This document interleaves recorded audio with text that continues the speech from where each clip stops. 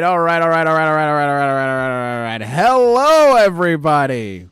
Welcome back after our month-long time skip, almost a month to the day since our last podcast episode. Welcome back to the Slice of Shonen Podcast. I am your host on the boat, Sailor, and hopefully the music in the background is like at a suitable level this time, I guess.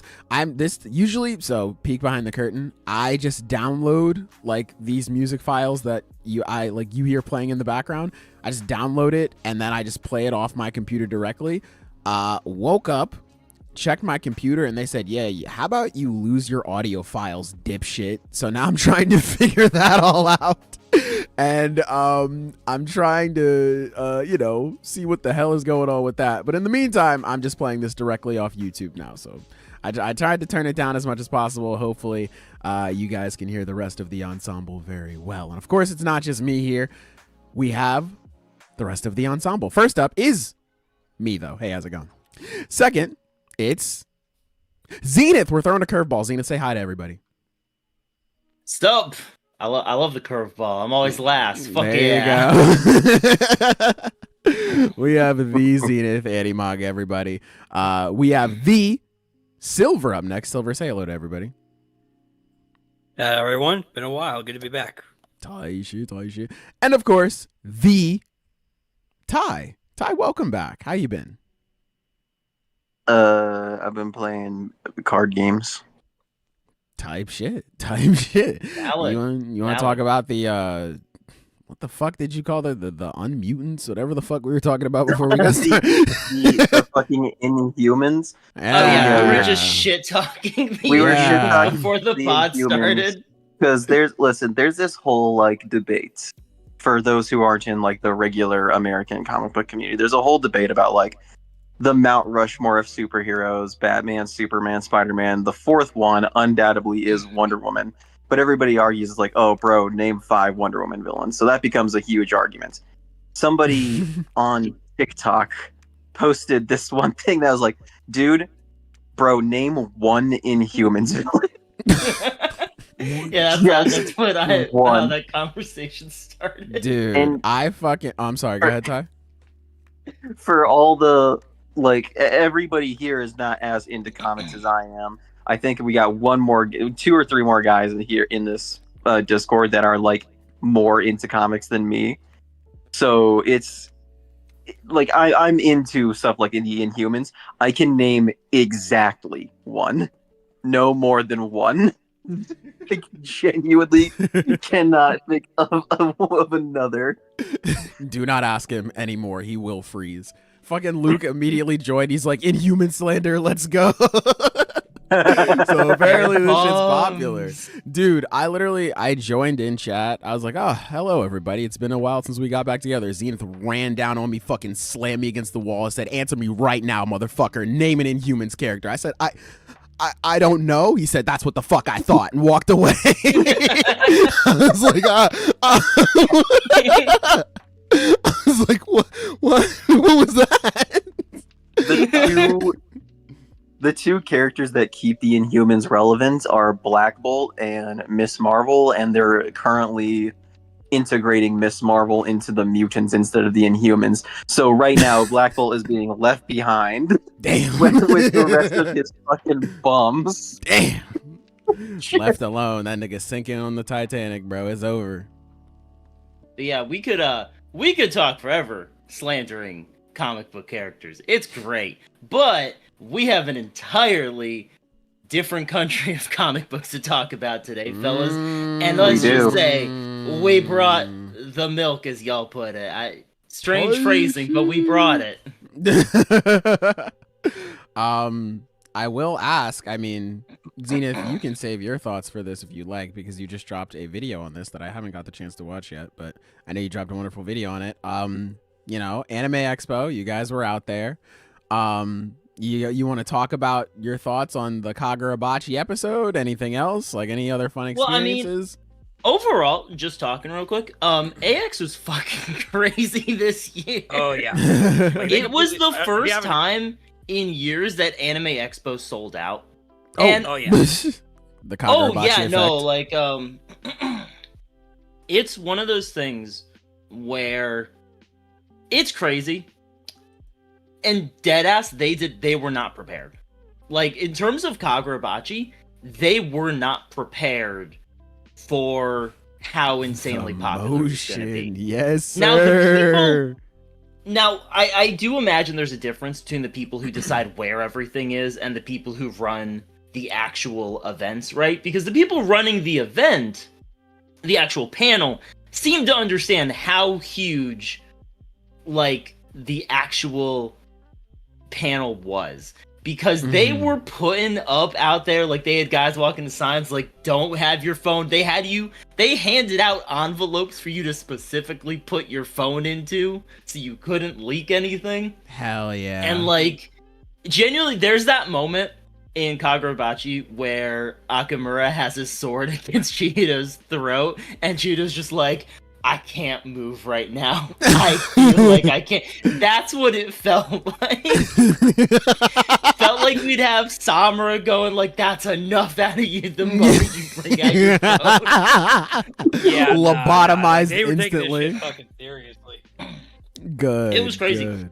Genuinely, so here's how I got in, because if y'all don't know, I posted about it on Twitter a bit. I got some front row seats. Oh, it shit. was pretty cool. Yeah, no, straight up. So it was me. I was the one who was the most motivated. So I showed up. The way that AX Brother works. used his YouTube clout. No, I wish I had that. And this is what I was saying, where I think like them not understanding, because they should have had it for this year. They acquired the use of the crypto arena for AX. I don't know if they've had it in earlier years, but I never saw any panels there. But Am I thinking you know, the I'm assuming crypto arena. Wait a minute. Sorry, continue. I have to look this up on my own. Because they had the MHA one there, they had the Bleach one there. Huge. It's easily the biggest venue they had at AX.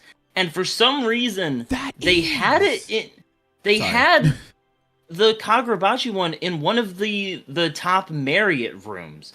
Which, don't get me wrong, it's nice in there. It's got some good AC. Fuck yeah, it was hot. But they... I don't know why they had Kagurabachi in there. Because here's the thing. When I was in there and Kagurabachi was starting, I had some friends, show up a little later. They were telling me the line out there. It's like 1,000 people lining up out the door. Mm-hmm. Yeah. We're on the 3rd floor. Nope. So lining up out the door is a lot. Shit. That's a whole lot. Damn. And that's people that didn't get in, by the way. Like the room was full. So I showed up because there were two. The way it works is the rooms have panels in them, and then some of them have the rule where they empty out. Some of them don't. The Marriott had the Hotel Marriott rooms had a not room emptying policy, so like you didn't have to leave after the panel was over. I decided I'm showing up like 6 hours early. Fuck Hell it. Yeah. Yep. So I showed up for the panel beforehand. I think it was, or 2 panels beforehand. I think it was for an anime called Sound Euphonium. I didn't watch it. It's like about Hibiki, yeah. Yeah, Hibiki. Sage actually showed up for that. I got us a good spot in line because I was like 4th in line for that one. And he was familiar with it, so cool. It had nice music. I enjoyed the panel. Anyway, we managed to get front row seats for that one. Like, we were walking by and we just saw like a couple spots. We're like, we're going for it. We're going for it.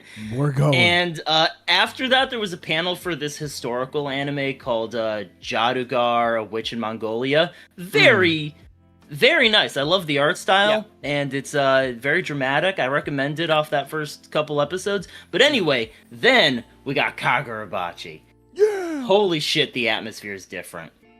It was actually really fun too, because like a lot of different Kagurabachi Twitter accounts were like posting, so it was fun, like, talking to a couple people, because you can see where people are based on their pictures, so like people were like kind of having some cool meetings and stuff. It was fun. Oh, that's sick. I was gonna say, you like look at the pictures and like that episode of SpongeBob, he like points and he's like super far in the back. I'm like, that's me. Yeah. So that was really fun. And then the actual episode gets going. Guys, the episode is so fucking good. Good. It's good. so Thank good. God. I'm so And here's the ready thing- for that, man. I couldn't It's so take funny another 'cause- Sakamoto days. I like posted a picture of where I was at the panel, and someone was just like, "Oh, I'm so happy for you, bro, but I hate you so much right now." It was funny. But yeah, no, the my God, the episode is good. I'm just gonna put it out there because I did make a video on this. The episode's great. The animation's really beautiful. It's got this sort of weight to it. It's.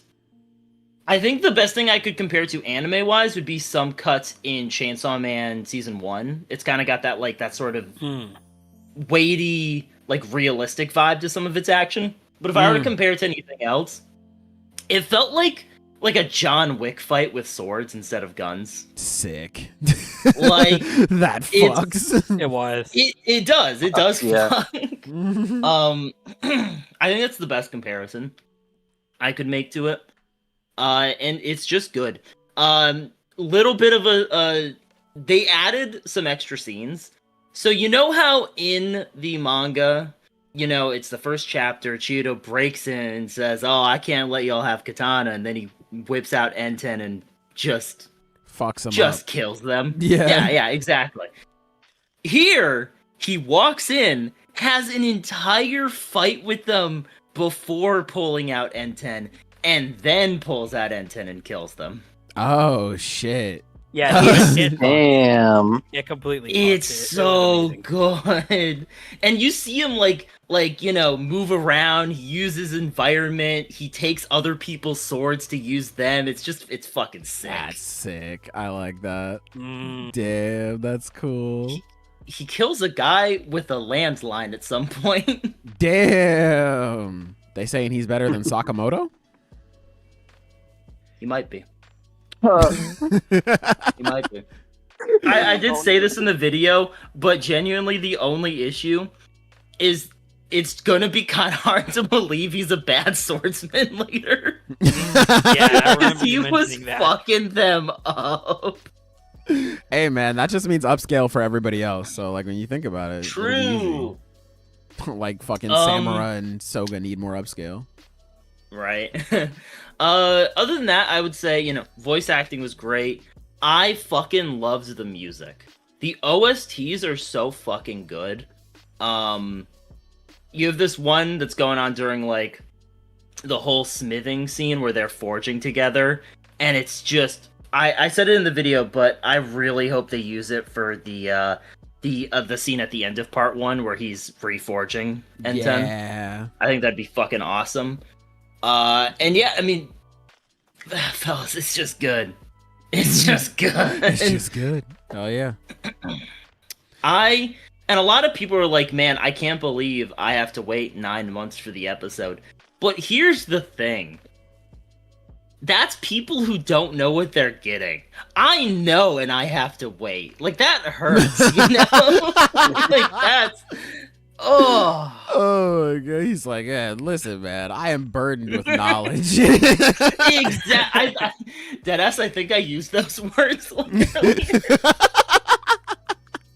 Oh my God. No, it was crazy. And the panel was nice. I think, if I'm remembering right, we had Chiyoda's voice actor, Kaihi Kimura. Very cool dude. He's had a lot of really smaller roles, but this is his first big thing. And Nice. you can really see that in how he acts. He's got a humility to him that I can tell, but he is still media trained. He knows how to do that stuff. So, but he seems based on his answers to questions, he really got Chiyoda's emotional range, and that is the important part, is that sort of hidden range beneath his edginess. That's kind of the point early on. Mhm. Shiba and Kunoshige's voice actors, they weren't there, but they did a great job in the episode. Like, it was all good. I think we also had the manga's editor who was there, and he mentioned... Producer, right? No, that's the other person. I haven't gotten to them yet. The manga's editor was there, and then there was the producer of the anime. Or was it the director? Someone who works on the anime. Someone important for the anime. I'm gonna be honest, I forgot their exact title because this was a week ago. But based on some of the things they were saying, we're getting the Rakuzaichi adapted. Whoa, like up to Rakuzaichi? What? Yeah. What? Whoa. Well, Okay. it wasn't like Because they were asked, he didn't confirm it, but they were asked what their favorite part from the anime is going to be in one word. They kind of broke that rule, but he said, what is it? Curtains closed, the I curtain think? closed. Oh, curtains closed. that's fire. I thought he was just gonna say like Yeah. lightning, because I would kill somebody to see Chihiro using Mei in the anime, bro. Yeah. So Damn, we are at least getting that much. That's and, fucking crazy. Wow. Yo. Yeah, okay. And considering how far Rakuzaichi he is I think we could actually be looking like at a full 24 episodes here, could we?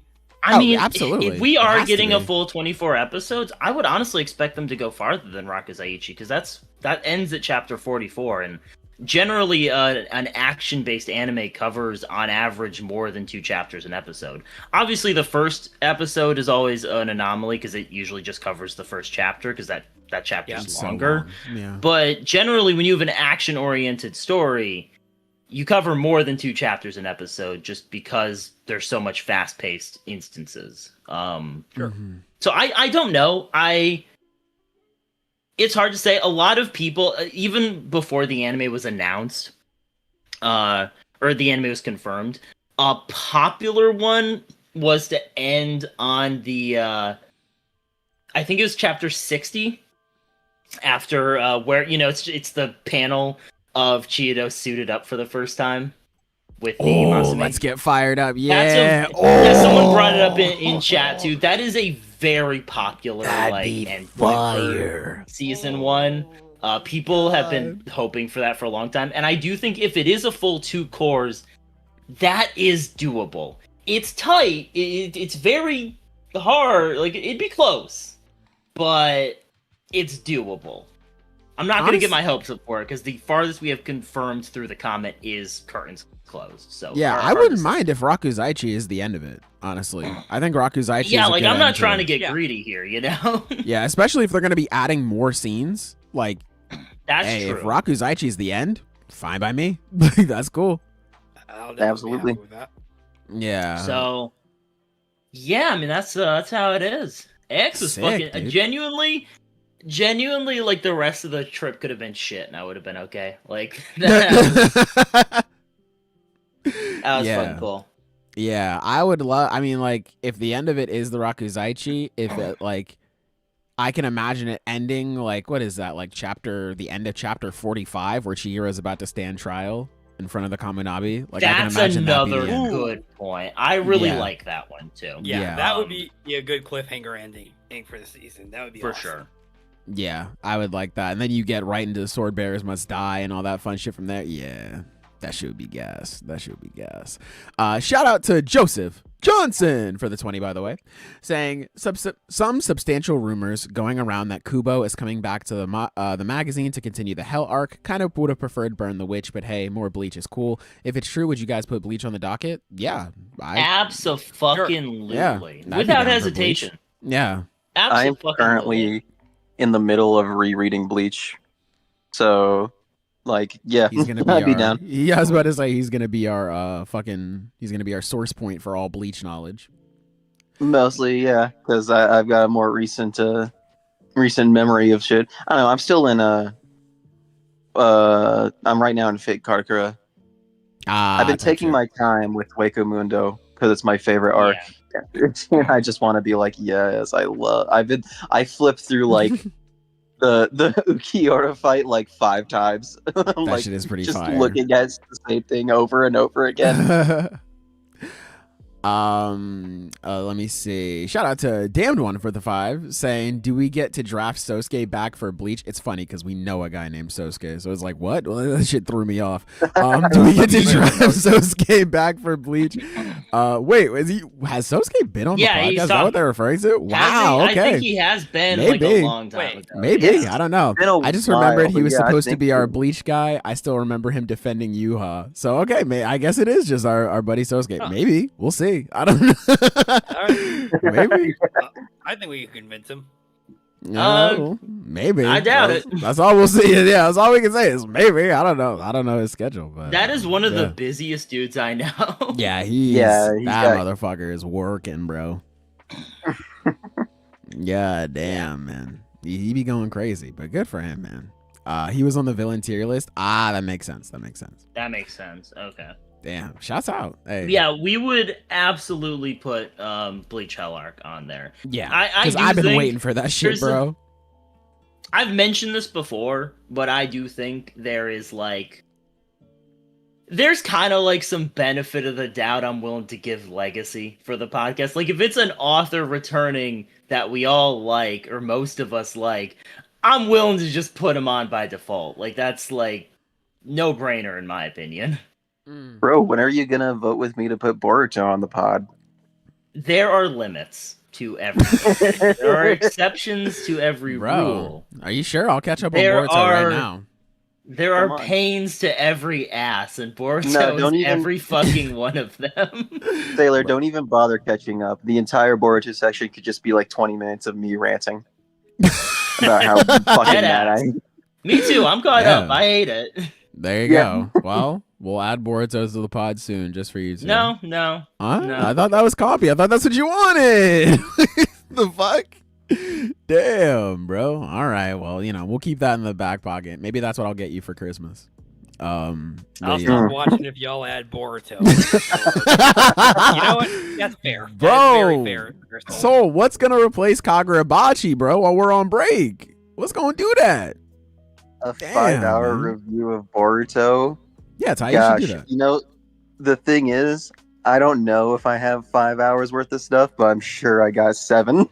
Damn. I got a lot to say about that year. Damn, bro, you not fucking with the fits? I thought you said their fashion was good, bro. No, who said that?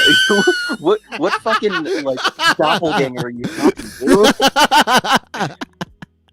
Damn, what kind of fucking chameleon have you been speaking with that has stolen my face? Bro, don't fucking. That's my nigga from the what's his name? The Inhumans. Yeah, one of them got a power like that. Next to the dog that can teleport. That's the fucking. Yeah, I know him. We go way back. Yeah. But no, I don't think you guys do. Back from I know a few of the Inhumans, and none of them fit your description.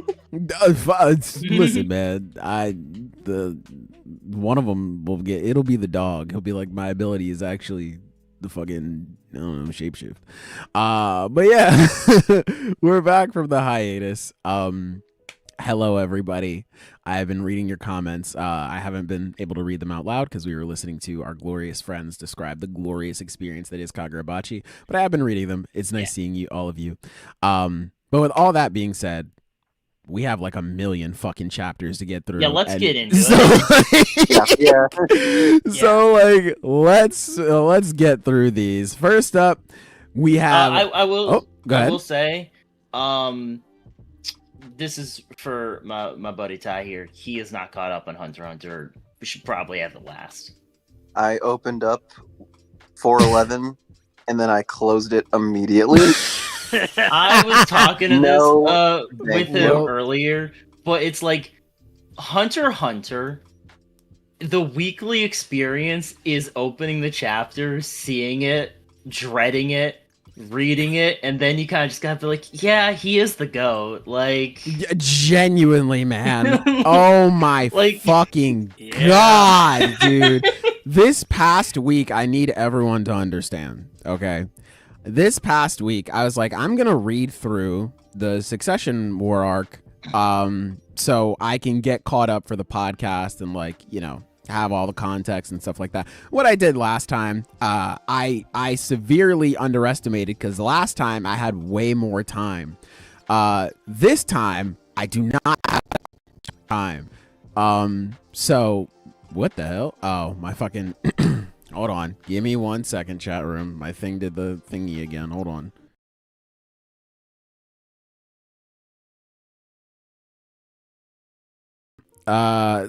Fucking... I hate when my shit does that. Anyway.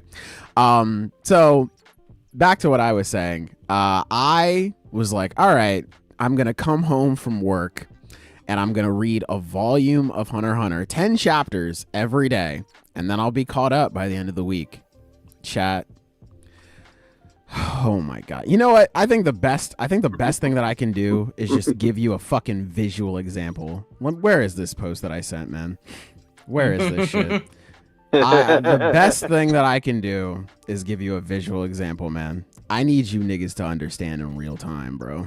'Cause this shit pisses me off. It'd be easier if it was bad, but again, you read it and you're like, fuck, he is that guy. Fuck, he is really good, man. Dude. Like, damn. Chat, I need you to understand that I came home after working 8.5 hours, sometimes in the hot fucking sun, on my feet all day, lifting shit, putting it down, pushing, pulling shit, asking questions, helping people, blah, blah, blah, blah, blah. I come home, I crack open my fucking book, and this is what I see, nigga. This is the shit that I see. You want me to read this? I can't do it, man. I can't fucking do it, man. I can't fucking do this shit no more. Okay. Oh, I remember. God. I remember during the last round on of Hunter x Hunter chapters we got, I had to do like a recap video for it all, and I'm trying to find it right now because the guy actually was really helpful for me. Because I personally would recommend this over just trying to reread everything because, again, oh my god, see the example. Oh, but I cannot recall all the channel right now. I promise I will find that guy It's soon, probably and new, I will recommend it for all of you. New World Review, or no, I think that's his One Piece channel, but I know what you're talking about. He does The really Hunter good. Hunter fans killed him because they cannot let anybody read this series without being miserable. Man, listen, I fucking sit down, I flip my page open to this, I'm like, dude, fuck this bitch ass arc, man. I hate this shit. And then I slog through it. I eat my vegetables, bro. And then Togashi serves dessert, and I'm like, this is the best manga I've ever read in my fucking life. I hate this arc, bro, because I sit there and I'm like, dude, this is the most mind-numbing experience I think I've ever had. Imagine me up last night, fucking 2 a.m. I'm falling in and out of consciousness. I'm just trying to get through this bitch-ass book, man. I'm just trying, bro. Please. Help me! I'm trying so fucking hard, but the second that motherfucker, dude, I'm sitting there. I'm like, I hate everything, and then I get to the Phantom Troop backstory, and I almost cry, bro.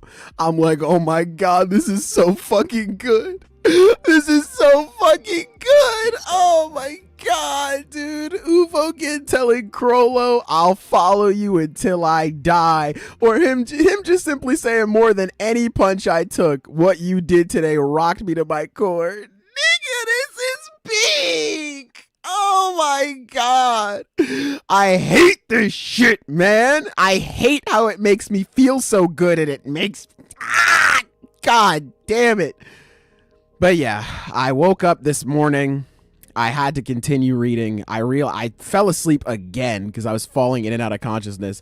I woke up. I was like, fuck, I still have to make the thumbnail and everything. I didn't even get the chance to do that yet. I've been in the background of us talking, trying to make it. I was like, I need to read this the current set of chapters because I was still on 405 when I woke up. I was like, shit, I have to read 411 to 413. Thank God they took place in the past because, oh my God, I would have been put in a blender. But they were so good, bro. I hate this fucking manga, man. Fuck. They were so good. Oh, I can't wait to talk about them. But for right now, let's get into One Piece. One Piece wa, we have chapters 186 through 188. Fellas, how did you feel about this? Specifically talk about 1186 because I just realized I did not read this shit. I read literally every other chapter. I just skipped over 1186. So That's crazy. Let them know how nuts. you feel. So we got the end to Brooks' backstory. Type shit. Yep. Not sure what I can say because someone's got to read it. You can just say it, bro. Yeah. You can just say it. So, yeah, we got the confirmation that Shuri's father is not in fact the king and is in fact a celestial dragon. That's what Taka was thinking of. And and there's you posted that one post a while in the podcast. I think it was Zenith who posted it from Twitter, where it's like One Piece characters whenever their friends have like bat wings and devil horns coming out of them, and it's just like it's just the character looking really stupid because it's like, what's going on? What? Why are you acting like this? It's like, are you fucking? Do you not notice another big change with these people? No, man, it's fine. It's fine. She's running around with the looking like a fucking Darkstalkers character. It's like, why are you acting like this? The devil, dumbass. It's That will me, maybe do the it. devil from the Bible. Yeah, like you fucking serious? Is that Um, serious?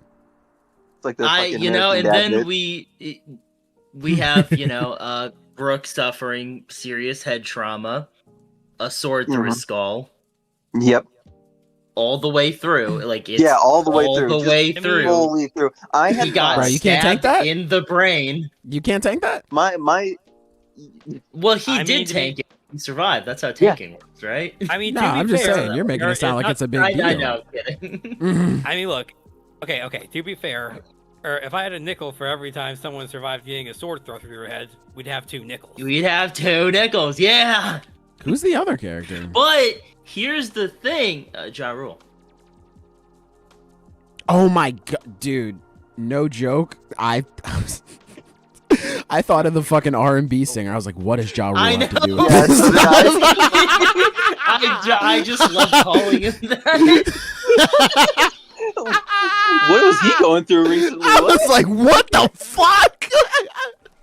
Yeah, man, it's Oh tough my out God. there, you know? I forgot all about that nigga. Okay, I'm sorry. Continue. Wow, that's funny. But yeah, stabbed through the head. Only slight trauma. Yeah.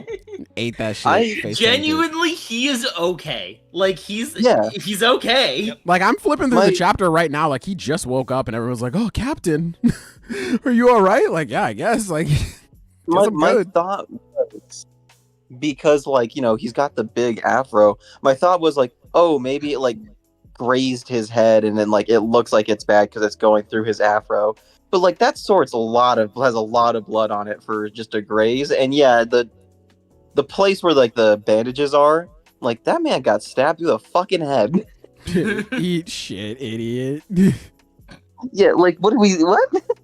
How about you? Die? Now, being real, overall, this is the end of the Brooke backstory. Good fucking backstory. Oh, I yeah. think, is it my favorite? Obviously not. We've gotten some genuinely incredible backstories recently. It's not even the best one this arc. But Damn. Brook is the GOAT of the Straw Hats sometimes. He's that Occasionally. guy that you don't expect to do anything, and then he does, and it's the coolest shit ever. Type shit. Like, he is what people used to think Usopp was. He's what people think Usopp still is. Some people are stupid, and that's okay. Damn. That's okay. Bro has That's no alright. faith in God Usopp? The arc's not over yet. It could still be his arc. Bro, it could still happen, man. You know what I'm saying? Jinbei stopped some shit with, his fist. You don't think the Pop Greens are doing the same thing, bro? I saw this fucking... There's a lot of fucking people who want their character to fucking do something. I saw this video, and it was like a fucking... It was a video of... It was, the caption was like, kid washing up on Elbaf and seeing like the devil, a giant dragon, and sun god Nika fighting. And here's the best part. The video was kid rotoscoped over a baby turtle trying to run to sea. Yeah, No! flailing his arms around like a baby. No! No! Oh my It's genuinely God. some of the fucking most evil slander I've ever Oh my I think it's the God. funniest one. They getting it off on him, bro. God damn. Sleeping Nature, you got to get your mans, bro. You got to pick your mans, So- bro. Look, I'm sorry. If your favorite character isn't already a GOAT, they're not gonna be one later. Damn. He said we too late into it, bro. That's just who they are. And Brook is that fucking guy every now and then. He has these moments that really just bring him up, and he's awesome. I mean, look, we all remember his fucking stellar performance in Whole Cake Island. Mm-hmm. Yeah. Damn right. Yeah, I was there for that, man. I was there. Yeah. He did Hell yeah. wonderful. Like, he was great in Whole Cake. Yeah, man. In So- all seriousness, I Okay. think this is a backstory that really does contextualize his survivor's guilt. Because going from, this situation to the situation with his crew as a pirate later on, these are both situations where he is the only, really the only survivor. Obviously, they're survivors of, this kingdom, but he failed to protect the people he wanted to protect. Then on his crew, he's the only one who lives just by sheer circumstance. And then he's now immortal, and he has to... It seems like a curse, but it's really a chance to do right by his current crew and maybe make up for that. And also, now he maybe has a chance to get some kind of closure with Shuri and figure that out. Like, it's really good at tying back into everything. And Brook's the GOAT. Hell yeah. I wish he would stop asking women about their panties, because other than that, he's the GOAT. Nah, that's your man. Stand by him, bro. That's your mans. It's so funny because One Piece has multiple characters where it's like, fuck, you're the coolest guy ever if it wasn't for the fact that Oda was writing you like that most of the time. Like, damn. Damn. Fuck. Sanji, we're gonna be getting to Sanji later. Sanji is my favorite character with a hell of a fucking asterisk next to it. Yeah. Yeah, no, that's the same with me. Hey, But I Luffy's still my wanna say, favorite while we're still character. on- I'm not doing any better, bro. Hey, listen, man. The biggest problem is that people think they're way funnier when they're horny. All right. You ever follow an NSFW artist on Twitter? Those guys think they're hilarious. They're not. You're there for the titties, but then you see them make a joke and it's like, okay. Damn. That's so fucking real. Damn. Oh. That is so real. What the Yeah, no, hell? I just overall, You ain't 1186. getting that I like this propaganda in chapter. It's a I will good say- end to the backstory, and I'm really curious where this is going to go with Brook in this arc. I mean, Mhm. he is really that character that no one we expected to be relevant here. Yeah. Like, I put $1,000 on Brooke being relevant every What single the arc. fuck? Kalshi knows me so well. My brother's on Kalshi? They hear we're on a new island and they're like, back again, huh, Sky? Damn. You know it. Anyway, Always bet on Brooke. I bet the two back wheels of my car. Whoa. Whoa. And guess what? I hit this time around, so now I'm only 5 wheels in debt. What? wait. Well, yeah, I've been wrong for a while. Hey man, oh shit. Hello, welcome to the podcast, Sky, everybody. Hi, Everybody clap. Yay. I mean, okay. I will say this about the chapter. I did like Egg Brooks' moment with the rest of the crew too. It's like everyone's literally already on board when he asked for their help. Oh, it's fucking great. oh yeah. Yeah. Hell yeah. There's the crew right there, man. Hell Me yeah. and the sick, twisted pervert I'm ride or die for. This is my homeboy. Y'all just Against gotta my accept him better- as he is. Yeah, against my better judgment. This is just And my guy then- right here. That of course sparks off because Luffy finishes eating because Yeah. that's what he does. He finishes eating, and that starts off our beginning of Luffy versus Emu. Punches Boy, I the can't wait for shit this out to of go him. on. I can't wait for this to go on for several chapters and being even back and forth fight. Yeah, right. I will say, I'm not caught I- by the way, guys. What's been going on? I like just Emu. He's fun as like just a piece of shit. Like Big in man. how casual it is, because it's like, why are you stealing kids? It's like, bro, because it works. Yeah, like why would I not? Why 'Cause aren't that you? shit helps. Yeah, that shit's compy, my I nigga. mean- Like what? It's like it's worked before. Why would I not do it again? Yeah, It's like this is alright. a tried and true method here. Good old Dumbass Tyrion, cares nothing about beats that. kids. The fuck, like. Why aren't you kidnapping Stopping kids? this won't Dumbass work. nigga. Yeah. My favorite thing about Emu is the fact that they're like a fucking guy that peaked in high school because they cannot stop bringing up shit that happened a long time ago that no one cares about. Type shit. 800 shit. years ago, thy kind suffered defeat in order to save thy children. Unironically, irrelevant. We don't care, little bro. That shit only matters because you're still fucking waving around your yearbook, alright? That is funny. He's just like, Ragnar, I've been waiting for you. It's like, nigga, shut up. Evie's fucking ancestor signed, hope you have a great summer, and you couldn't let it go. She totally was into me. Uh-huh. I would Yeah. have Look, changed her she put a broken heart life. there.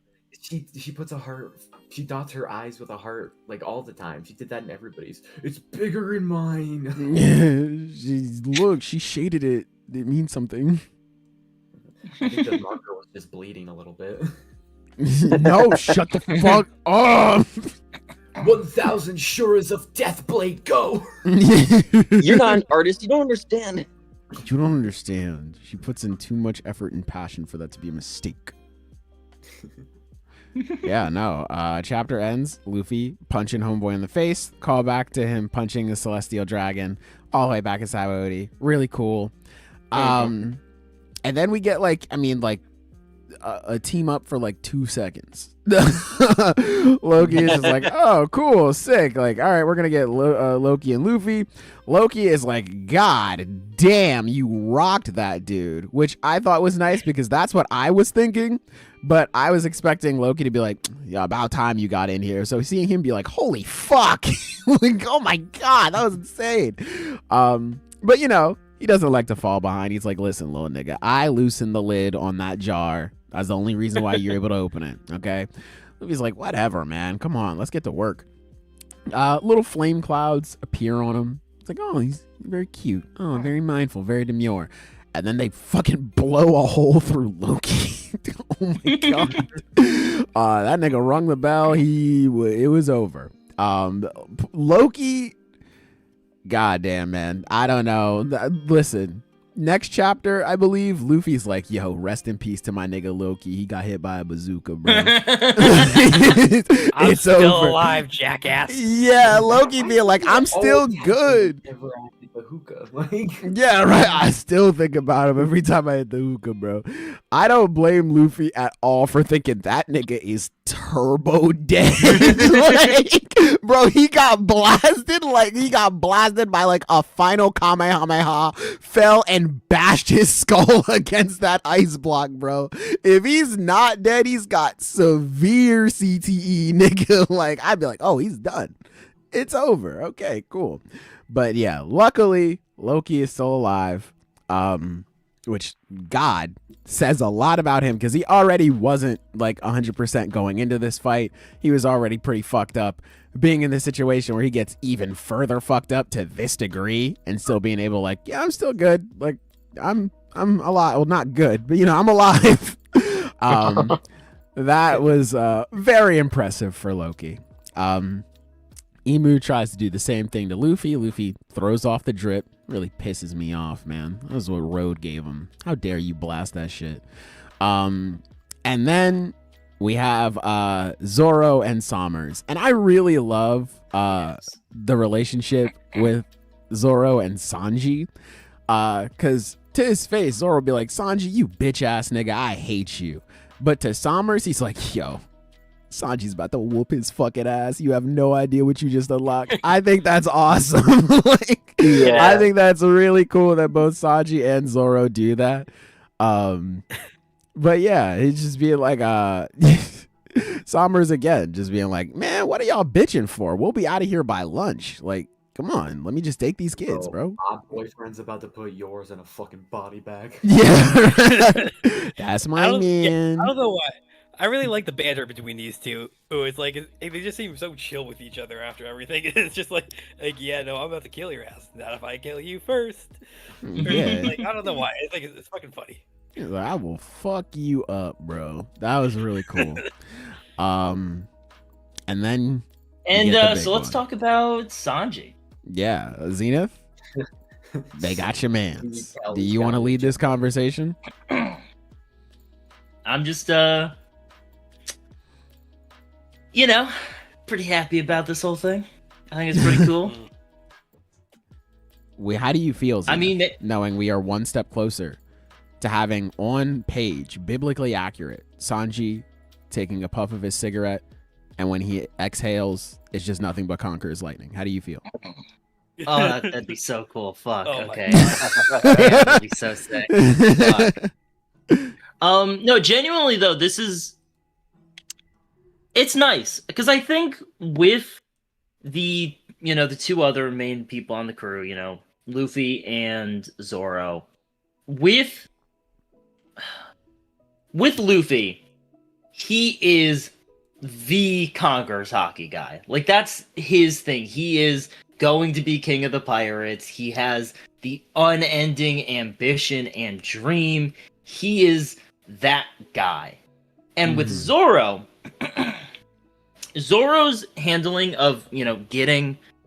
With Luffy, it's kind of a matter of fact that he has Conqueror's hockey. Like, it's yeah, of course he does, right? With Zoro, the way that's handled in Wano is interesting because, yeah, it's, it's kind of about his character and his ambition and all that stuff. But a lot of the deal with the theming on Onigashima is about the difference between Luffy and Kaido. Because Kaido makes a crew of subordinates, while Luffy has a crew of dreamers and people with ambitions.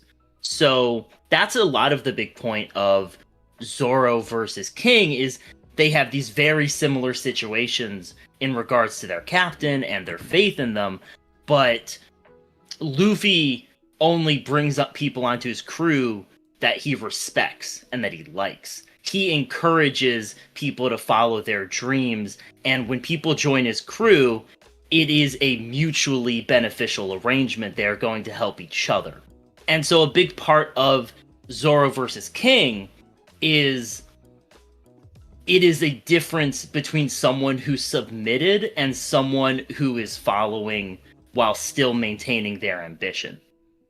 Mm-hmm. And that is a big part of, Zoro having Conqueror's Haki in that fight and him fully coming into that power is the affirmation of that. And that is why Zoro beat King, because of the difference in crew styles. Mm-hmm. So again, while there is character stuff there, it is again treated as a matter of fact for Zoro. It's not about him unlocking it in this very character-rich moment. It's about the larger themes of the arc. Whereas with Sanji, it's really interesting because it kind of is going out of its way to earn the idea of him having Conqueror's Haki to begin with, which really does come down to his immense self-deprecation, which is just really interesting. I like that a lot. It's really cool to see this kind of power sort of being tied to an arc like this, because we haven't really seen that before in the series. Mm-hmm. Hey man, it's like we all said, Elbaf will be Sanji's arc. It does make sense for him to, like, if he were to get it, like, it makes sense for it to be in, like, the Land of Warriors. Like, it makes sense for that to be the case. And my god, the cope. The fucking cope from people. Like, it doesn't make any sense for him to have it. Bro's acting like the author knows so much. Yeah. I mean, obviously, big Sanji guy. I think it's really great to show, like, first off, I think it's just really cool how in this arc, Gaban is like, to Zoro, he's like, nigga, what the fuck is your problem? You didn't know you had Conquerors. You've been leaking Conquerors subconsciously this whole time. And then he looks at Sanji, and Sanji is holding back Conquerors subconsciously this whole time. Like, I think that's really cool. But I think it is like I think discovering how Sanji can be king is so much more interesting to me than like, well, how, like, this doesn't make any sense and blah, blah, blah, blah, blah. Like, that to me is so much, like, I care so much more about that rather than, like, I don't know, pointing out, I don't even think it's a flaw, like, or like trying to nitpick or like say anything like that.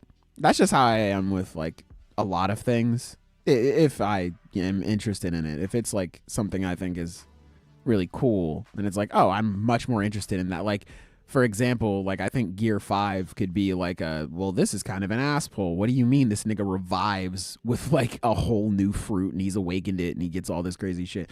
But to me, it's like, oh, what this says about Luffy and the story and this arc, that to me is so much more interesting than being like, oh, this is just Naruto all over again, which it's not, but that's a conversation for another time. But yeah, I am really excited to see, because even if it is like, I think personally, if this is another avenue, like if Sanji does not have the typical conquerors and it's like he's a king in a different way, I think this opens the door up for a lot of other characters to have conquerors that we may not have known about or may not have expected. And I think that'll be really cool, especially in an arc or in a finale where Conqueror's Haki is becoming more and more important. I think having this ability manifest in someone like Sanji has the potential to open the door to a lot more interesting fights and interactions and just like different things to say within the narrative of One Piece. Especially with Haki just being a manifestation of will and what that says about the will of a character like a Sanji who sticks to his code and his ethics and things like that. Aside from just the hype of like, oh my god, one of my favorite characters as Conquerors, this is sick, I think this is just really good. I think it's cool. Yeah. I like it. And I hope, I don't know, it's a good direction for his character. And honestly, I always expected him to have it for like a long time now. I feel like, I don't think it's one of those things where it was downright obvious. I do think some people get a little uppity on that regard. But, like, the signs were there. This isn't an ass pull or anything. By any means. and it's Well, now, it's have fun. Have you considered that I wasn't paying attention to the signs, so it feels like an ass pull to me? Type shit. Well, Yeah, I you can't- generally don't know where you ended up if you're not reading the signs. Yeah, I second screen my manga, so Type shit. I'm playing games and just scrolling on the side. I only I- listen to people talk about leaks. Mhm. Yeah. Oh my I God, do think it's I would funny. truly be reading a completely different. Imagine if I showed up every fucking week and I was like, I can't believe Sanji lost in one hit. That's crazy. Unfortunately, I don't have to imagine that because one of my favorite manga is JJK, and boy, that happened a lot. Unfortunately, believe that that- shit was real. They just casually dropped that Emu is Mihawk's dad. Nuts. It's crazy. That shit was wild, man. I couldn't believe it. I thought it was so funny when I was going on TikTok and I found the video. I think somebody sent it to our group chat later, but it's the one where it's just somebody being like, jumping ahead into the chapter a bit, but it's when Emu pulls out the sword and they're like, a sword? Uh-oh. Agenda Beat definitely has ruined me because the moment I saw that was the very first thing I thought That's about. hilarious. Was like, Mihawk got That's killed. fucking hilarious. I like to think that that was Emu's first time using a sword, and when that happened, there was like a Scott Pilgrim-esque like UI change where Mihawk looks in the corner and he sees like World's Greatest Swordsman with just like a pink second added to it. He's like, what the fuck? What the fuck? Oh my god, he's coming in like Toji Lee Shimaki feats, bro. Like Mihawk just came in, he said, "I'll take that, thank you."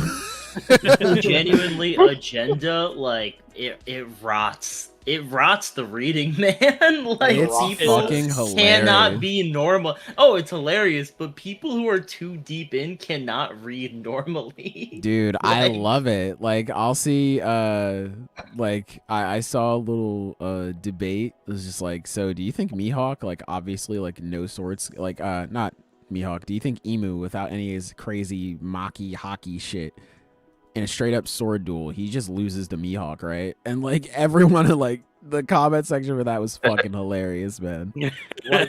like in terms of skill? Yeah, like in terms of skill, like if we were to No if I were to offense, I don't pull out, think Mihawk's ever done anything especially impressive in terms of skill. Bro, He's come on mostly now. just swinging that shit around. You know, he couldn't beat Buggy, remember? Oh no! Oh no! He couldn't- Saying, I'm He just couldn't saying. beat- rage bait. Mhm. He couldn't beat one guy with a single big slash, and he had no idea what else to do. Damn, He he said, "Well, genuinely fell I gotta apart. keep my ass inside, or else I'm Yeah. finished."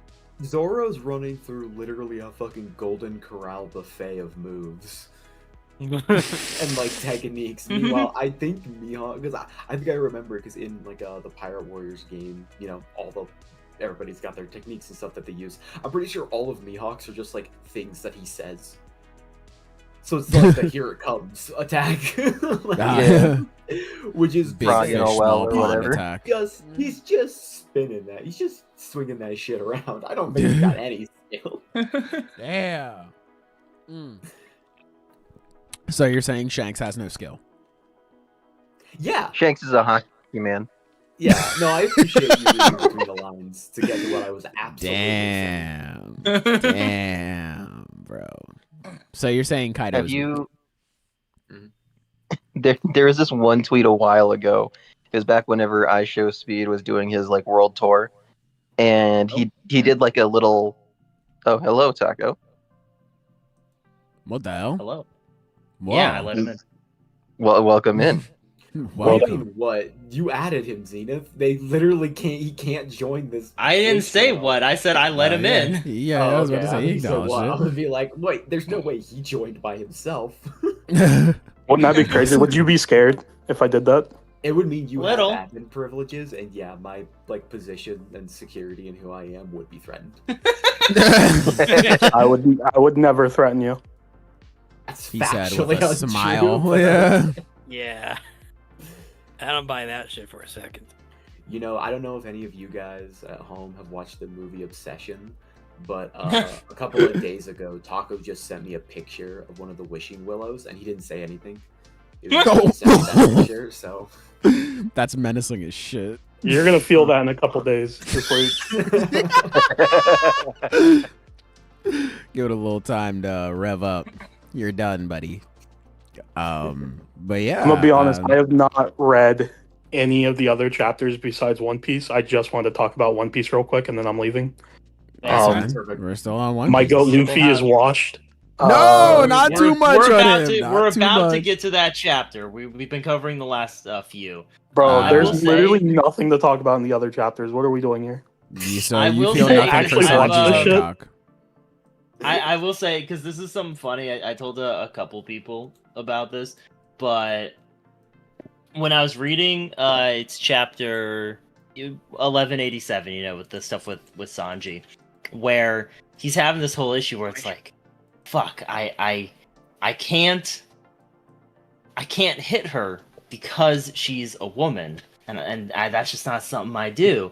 And I knew because of just talk on Twitter that there was going to be stuff related to like Conqueror's Hockey in regards to Sanji. Like, it just couldn't avoid that shit. Yeah. So in my mind, I read these lines and I thought, oh, he's gonna unlock advanced Conqueror's Hockey so he can kick her indirectly. This nigga, man. And it was about to be Finding a fucking the finding a craziest loophole. a loophole in your This morals is nigga, crazy. bro. He's like, you can kick her what- now, yeah, bro. what are you, Look. Mormon? I'm gonna keep it real, bro. If I had Sanji's powers, I would be fucking them up. I don't care if she's a woman. I'd be fucking her up. I'd be Pirate King already. Damn, Wow. bro's on his Akainu shit. Yeah, no. If Sanji did that, that would be like a soaking level feat, bro. Like, I don't know if we could allow that as Sanji fans. I don't know if we could allow that. I know what you're referring to, but I would love the idea that you don't know how to pronounce Soga King. No, I mean soaking, nigga. I mean, know, yeah. like- Yeah, Oh, you no, know. my god. You said But that. I'm and I was sorry. just like, Are you not expert in this field? I had to run over. No, Zenith. I had to run through. I'm like, is there a character named Soaking in One Piece? And I'm like, oh, Soga King. That's not who he's You had to talking look at about, the right? previous chapter. Like, I don't remember that character. I have no idea who he's talking about. Well, like I just said, I second screen my manga, so I just scroll to the side while I look at something else. Yeah, no, we could have Sanji like, yeah, we're not. I'm not technically hitting it. Nah, bro. Nah, we can't have the fucking ACOC shaking the bed while he's kicking somebody, bro. We can't do that. Yeah. Sky, if you did that Yeah. shit with Hunter x Hunter, you wouldn't even see anything. There'd be like there'd be That's nothing to true. see. Just looking at the pictures, it's like, yeah, they're talking still, I guess. If I could just keep I going. guess. Damn, bro. Yeah, no. So Sanji, I thought I'm super excited. I do think also that it's fucking hilarious that because like, what if Sanji just straight up did not know the weakness? Like, what if he was just bluffing? Like, speaking of some Hunter x Hunter shit, like this nigga killing him was like, oh, so you can use Conquers, huh? I didn't know that was your weakness for real, but I'll take it. You know, thanks. You That don't would be say. funny. Oh wow, you're a dumbass. Yeah, I don't know, but yeah, Sanji's gonna whip out ACOC. That's just gonna go crazy, man. I'm so Is it excited. his?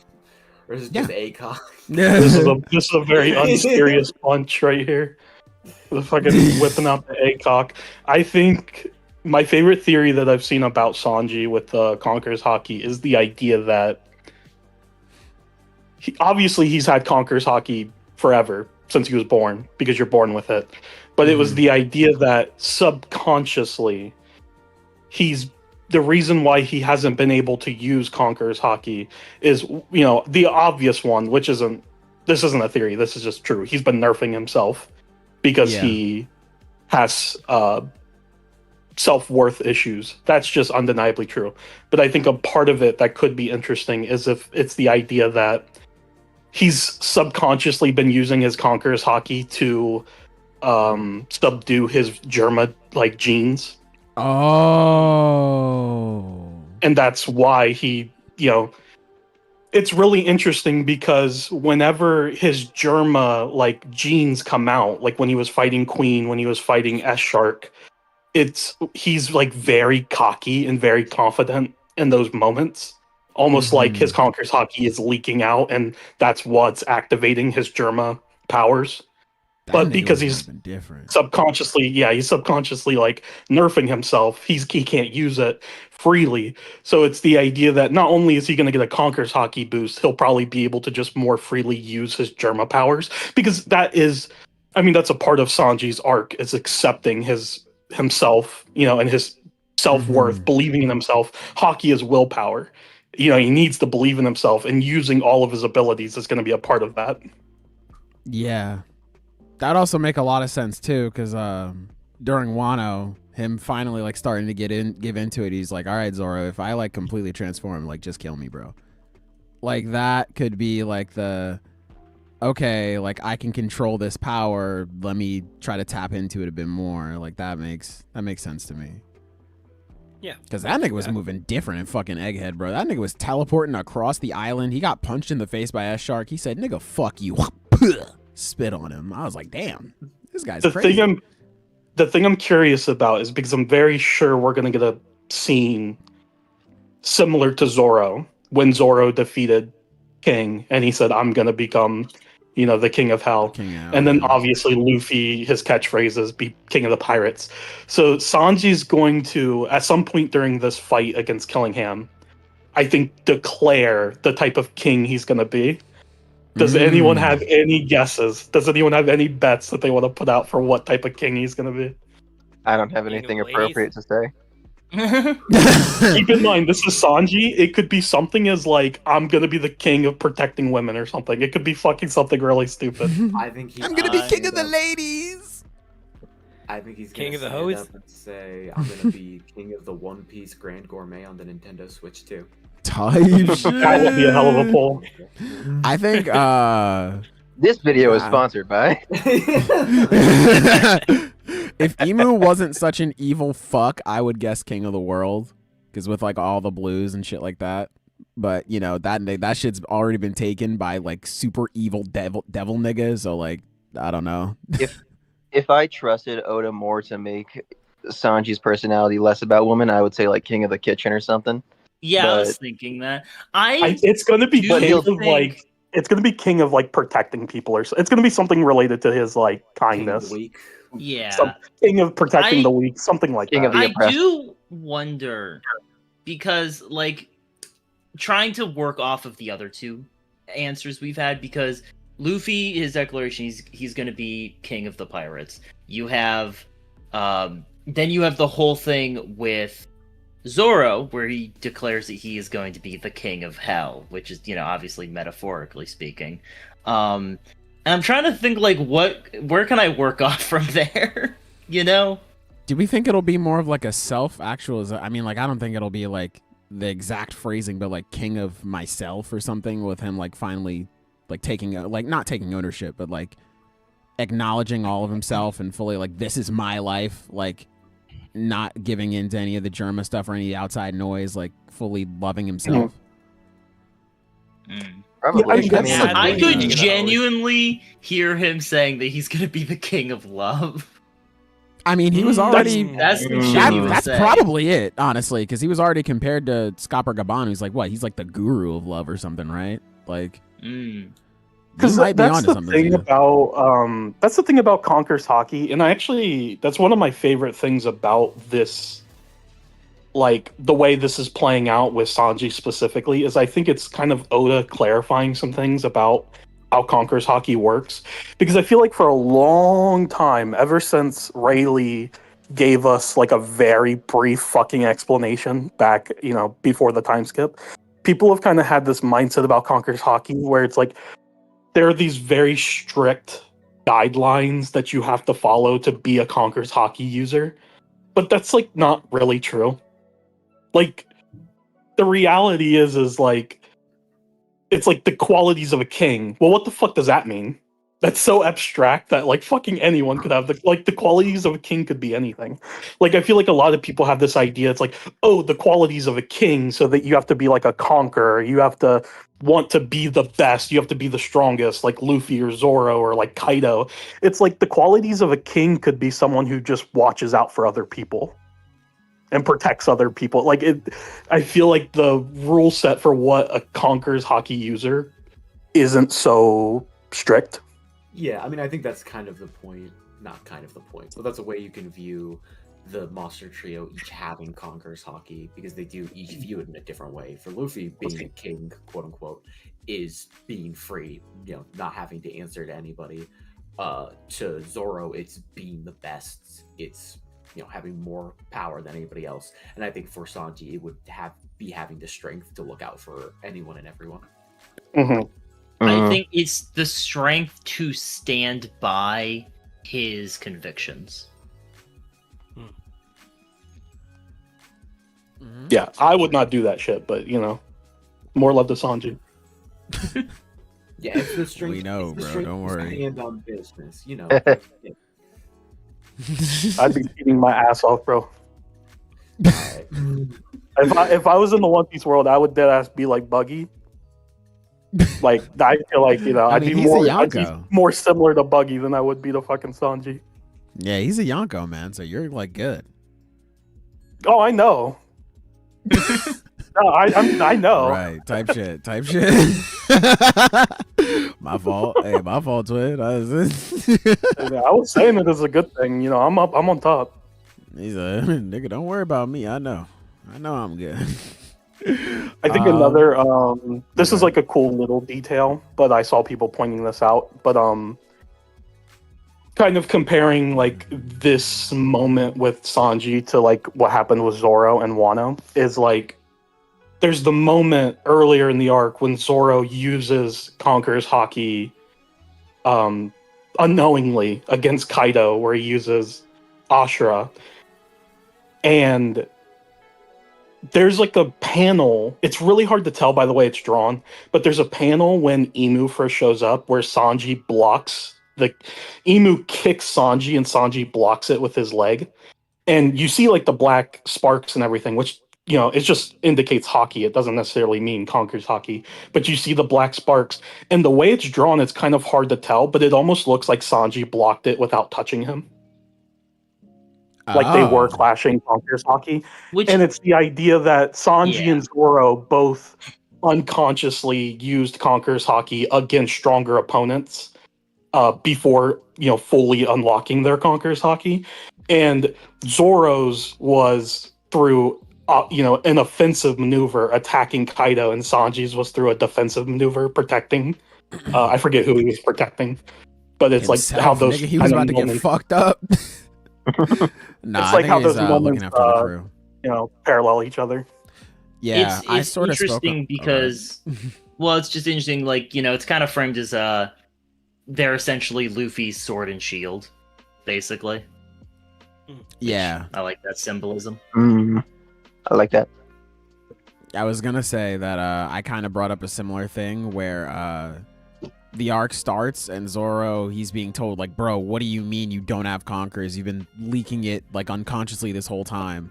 And now you have Sanji's like, bro, what do you mean? Like, you've been holding it back this whole time. So like that's another way to further it as well. These guys are pretty cool when you like both of them. Yeah. Hell yeah. These guys are pretty sick. I wish we didn't have to pick a side and commit to a faction in this blood war. I hate that we have to do that. Oh. I mean, Sanji and Brook are getting really cool moments. I have no fucking idea what Usopp is doing. When Usopp wields Ragnar, stay on that side, buddy. I will. You know what? If Usopp wields Ragnar, well, what does that do for Usopp's character? Listen, I didn't get that far. I was just saying. I think it's a cool idea. I'm just wondering, like, what does that mean? Well, you see, in the past, he swung a fake big hammer, and this time it would be a real one. So check me out, right? Check me out. It's called Parallels. Look it up. all his lies come true, the fake big hammer is a classic lie of his, then he'll get a real big hammer. Check me out, right? So bada boom. Okay.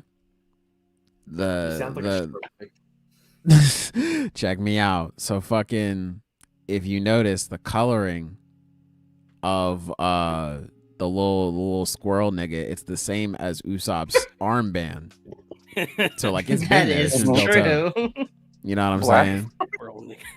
Yeah, like it's been there. So like, you know, I do think it's interesting to, memes aside, agenda aside, I do think it's interesting that clearly Ragnar is supposed to, evoke, Mjolnir. Like it's pretty one-to-one. It's a special hammer, special powers. No one could wield it. Not necessarily because it's, literally enchanted. It's just That's no an one MCU could thing literally hold anyway. it. Yeah, it's like Ragnar chooses the worthy to allow them to wield it, and Loki's the first one since forever that could wield it. So I think the idea that Usopp could wield it is cool, and it could work because all it would have to happen is for Ragnar to be like, "Yeah, you can hold me." Like, yeah. you would just have to get to the point where it's like, well, why the fuck would Ragnar want Usopp to use him? You know what I mean? It's like, well, I don't know what the fuck. Like, they Genuinely, haven't even like, spoken yet, so it's like I it's- don't really know. Genuinely, the only conceivable way I could see that happening is process of elimination. Like, there's just no one else around at the moment. He skips over the swordsman that's right there and goes, "You."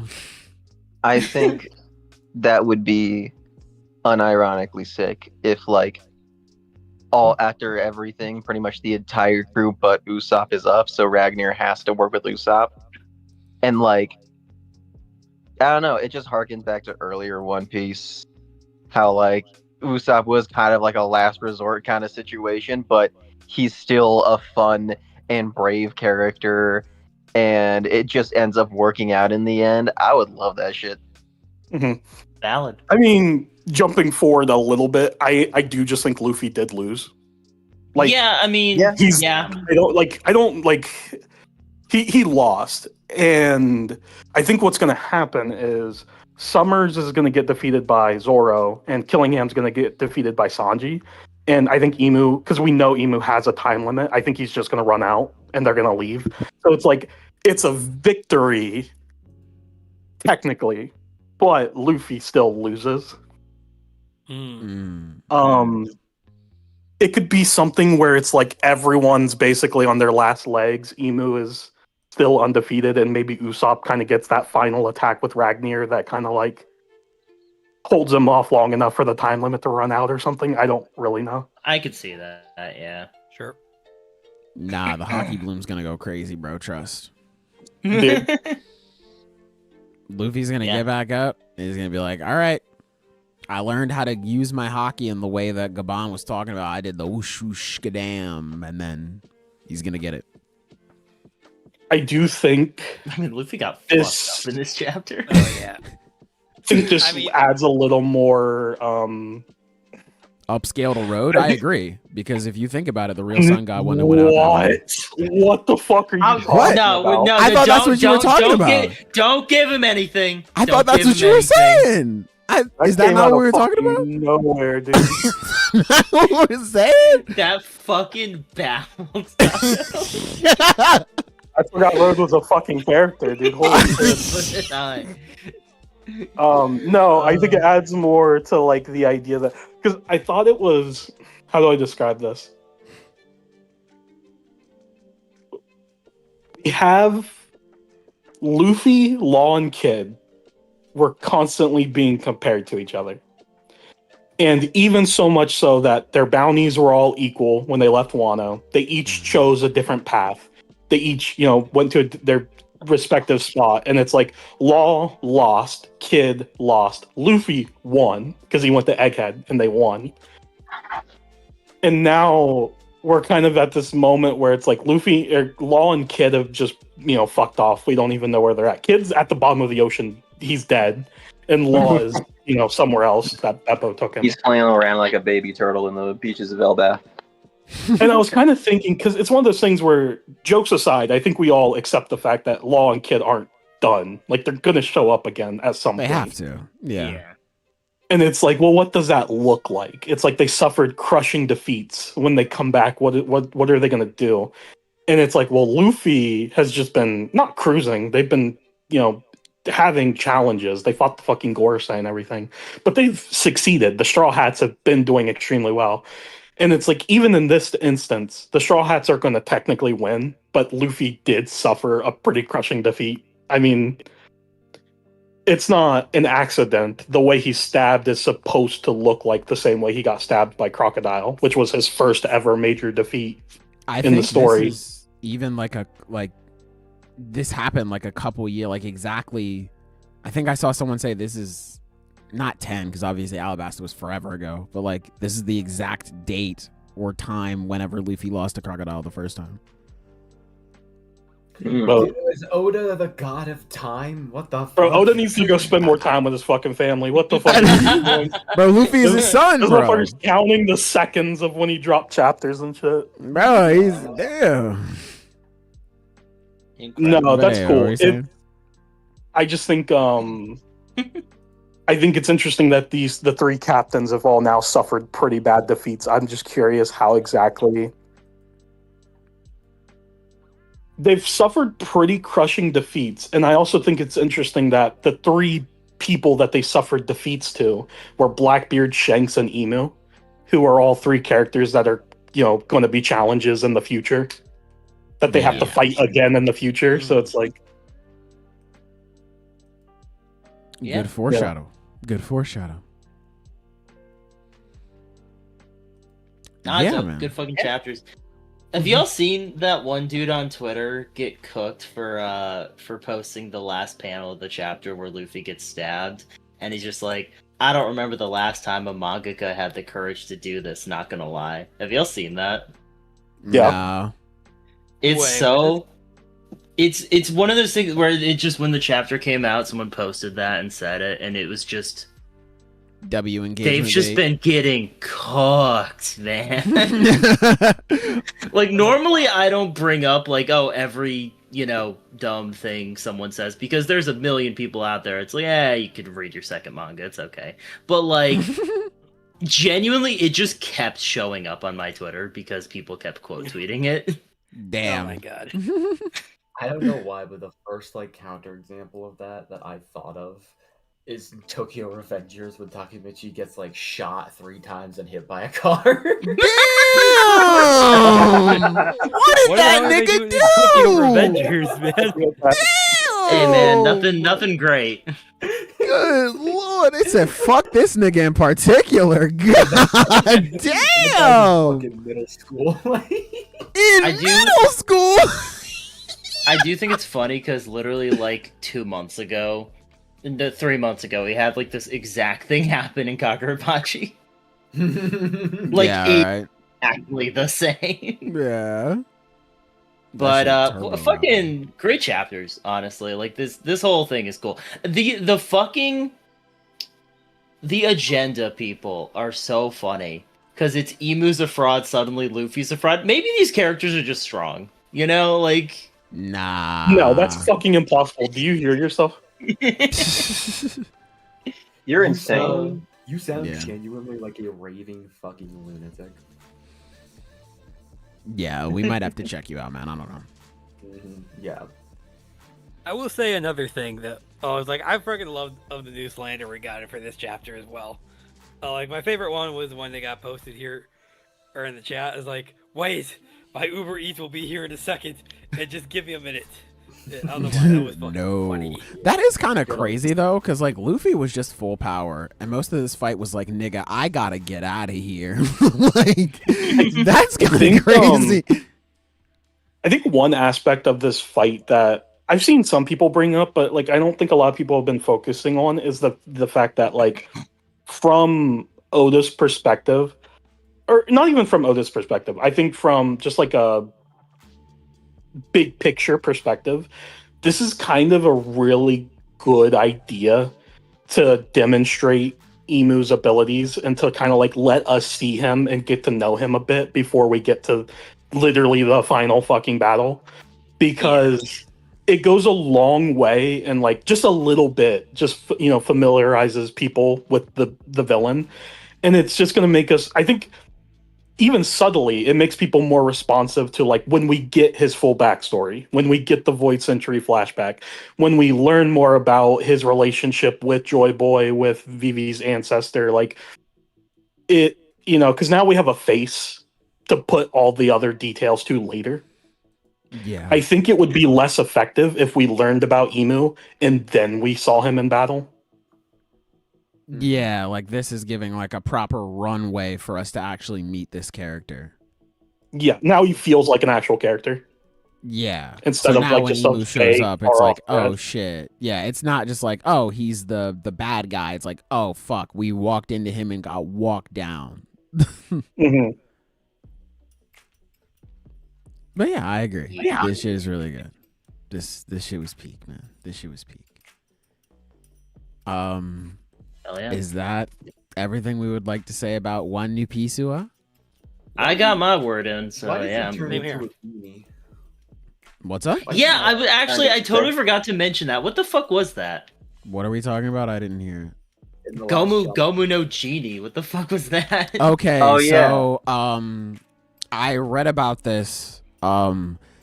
So in Japanese, this only really works in Japanese, because Gomu Gomu no Majin, in one, like there's one way you pronounce it in Japanese, and that means like demon or something, Mhm. and then also That's it the one means, I've heard more. Yeah. yeah, And it then the means other one. genie as well. So it's like a play on the word.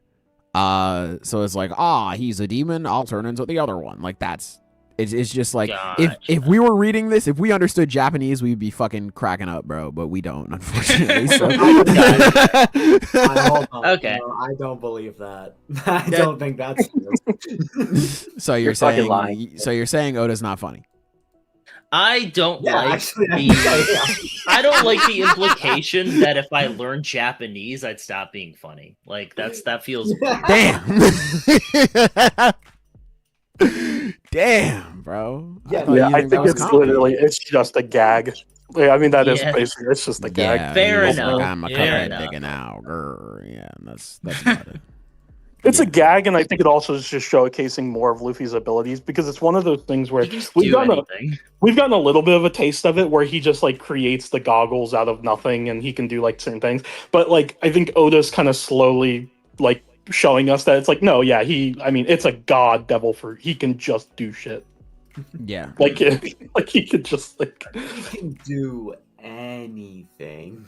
As far as we know, it is anything. I think by the end of the story, he's going to be doing some pretty insane shit. I also really fucking love the line of Emu where he's like, Joy Boy would never be this weak. It's like, wow, Damn. what an asshole. What a bitch. So how fucking strong was Joy Boy? Because Luffy already right now is like one of the strongest characters in the story that we know of. I would say we definitely got a sense of it back in Egghead. Is like Yeah. Right. you realize that there were levels to this shit. Like during the whole untying of the knot. Yeah. So you're saying Shanks The is great strongest untying Joy of Boy. the knot. You could have just called it. I don't know why you call it the great untying of the knot. You could have just called it the hockey knot. Like, Yeah. Yeah, but isn't the great untying of the knot so much cooler? I don't. That's It compy. just. It just wasn't what I expected. Yeah, fair enough. You know, that's a phrase people. He sounds like he got a divorce. Right? That's what I was thinking. Okay, look, I don't have a fucking script in front of me. I'm just making this shit up as I go along. Oh, you didn't get your script? You didn't get I'm yours? Sorry, dude. Y'all get fuck, scripts? You've been improving this whole time. Damn. Oh, That's all I've been doing. no wonder Yeah, you that's sound why you're not like funny. all the time. Damn. Dude, I would never be mean to this guy on purpose. This is all an act. I'm just playing a character. Yeah, it's like, That's some real shit right there. I only know It's- this. How many because I Hunter x read Hunter them. chapters are there? I can read them real quick. There. That's the most insane thing you've ever said, by the way. There are about 7 million of them bitches Hold on, packed in actually, 3. Taco, let's do a little experiment. We are gonna talk about the Hunter x Hunter chapters, and you having not read them but still being familiar with the arc and everything. See if what we're talking about makes sense. Okay, let's do it. That nigga says Alright. we. It's just I'm not gonna me, Chad. interrupt either. I'm gonna let you guys talk fully, and then Great. at the end I'll tell you if it made sense. All right. Also, okay, so starting with 411. Oh no. Oh, you're taking this conversation. Go ahead. Yeah, I get. Okay, so 411. That chapter's 2 weeks old now. We're all kind of separated from the moment that it came back. Obviously, whenever Togashi posts on Twitter, some drafts. Whenever we hear the announcement, the Hunter x Hunter is coming back, it's exciting. When I read 411, I felt like I had wandered into the wrong classroom on like my first day of high school. You're stressing me out. I already don't like this. Like just Good. The intimate feeling that I was almost where I was supposed to be, but surrounded by strangers who were much more familiar with what they were talking about than I was. And that's Sky, stop playing with me, bro. Stop playing like you don't know the character on page 5, bro. Stop fucking playing with me. Hold on. Okay. All right. Now I'm going through page 1. I'm counting that as the full page with Surrendage. Right. Mm-hmm. So then there's a blank page with this logo. And number 3, that one, Halkenburg is still mind controlling that one guy. Makes sense. Mm-hmm. 4 is Melody and the dead prince talking about bro, that's Kacho and Kaiser. Yo, stop playing. Come on, Sky. I got this info from you, bro. Stop being humble, bro. I did think this is who you were talking about. Not only have I no clue who this is, this page gives me actual fucking anxiety. Yo, nigga, we were just on Discord last night. You're like, yo, this is Sarah Hell. She's getting ready. She's a curse user for the second Prince Camilla. Sailor doesn't talk to us like friends anymore. We literally only ever talk for the podcast. What the and for fuck? business adjacent podcast discussions. If I try to talk to him outside of it, he will straight up just send me like the hand up emoji. Nigga, come on. You talking like we weren't playing fucking Mario Kart and saying thanks Nintendo yesterday, bro. We didn't. We talked about making plans, but then didn't do. Also, we do have to play that soon, though. Before Sailor starts fucking virtue signaling about knowing everything about Hunter x Hunter, he was straight up talking about how fucking miserable his reread. Oh, I let him know, bro. Just trust. I hate this bitch ass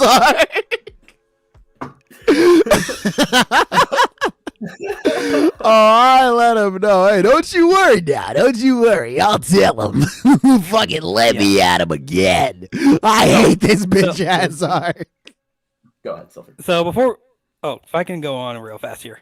The last time we had a batch of chapters, I watched this review video. I mentioned this at the start, and you guys were right. It was New World Review. Yeah. Ooh, that was for back in 2024, and that video was over 2 hours long. It turns out he updated that video now, and it is now 8 hours long. Yes, sir. What? Less sense. Yes, sir. That doesn't seem yes, right. sir. That- It was funny because I found out about that video was like someone posted a video of like, here's the history of Islam, and it was like an hour and 30 minutes long, and then they posted that right next to it. They were like, what the fuck? What the fuck is happening in Hunter x Hunter? I apologize, but the Prophet Muhammad is just not as compelling a character as Solo. This shit just ain't his peak, bro. I'm sorry. Yeah, man. So, Sky is gonna be fucking modest. Whatever. I guess I'll lead the Hunter x Hunter conversation here. So, thank God. chat, it's the return of the keep in mind, okay? Because there's a fucking lot of shit here, man. Jesus Christ, ruined my bitch ass life. I just saw a flash on the fucking. I saw a flash in my mind. All right, Chaz. So lock back in with me. All right, lock back in with me. All right. So what is this? Page 3. We have Balsamico, aka Halkenburg. Halkenburg took over Balsamico's body. We call him Halsamilko or whatever the fuck. Halsamico. That's what we'll call him. Okay. He's crazy as fuck. Oh my god, nigga, that's not even it. Let We on page 3. Let the man work. We on page 3. Okay, so Halsamico is calling up Benjamin. So originally, hold on, keep in mind. So chat, Balsamico, the person who Halkenburg is controlling, he's like the right-hand man for Prince Benjamin. So in the last set of chapters, Balsamico was like, I'm finna kill that bitch-ass nigga Halkenburg. Benjamin said, all right, sure enough, twin, lock in. Then keep in mind, all of a sudden a rumbling happened, and that's what signifies like, okay, Halkenburg is using his ability. Some shit must be going down. So Benjamin, he gets a call from Balsamico, and he's like, listen, I know you heard the rumbling, Big G, but I want to promise you that shit, listen, he did not mind control me, bro. I swear to God, like I'm about to take him out right now. That nigga was lying. But, you know, he's like, listen, I know this nigga probably thinks I'm lying right now. So what I'm going to do is that I'm going to go and kill Halkenburg. So he goes over, in quotations, he kills Halkenburg. All right. We'll get into that a little later. And then the chapter that came out this week, we see, obviously, it's confirmed he did not kill that nigga. Obviously, Halkenburg is in Balsamico right now.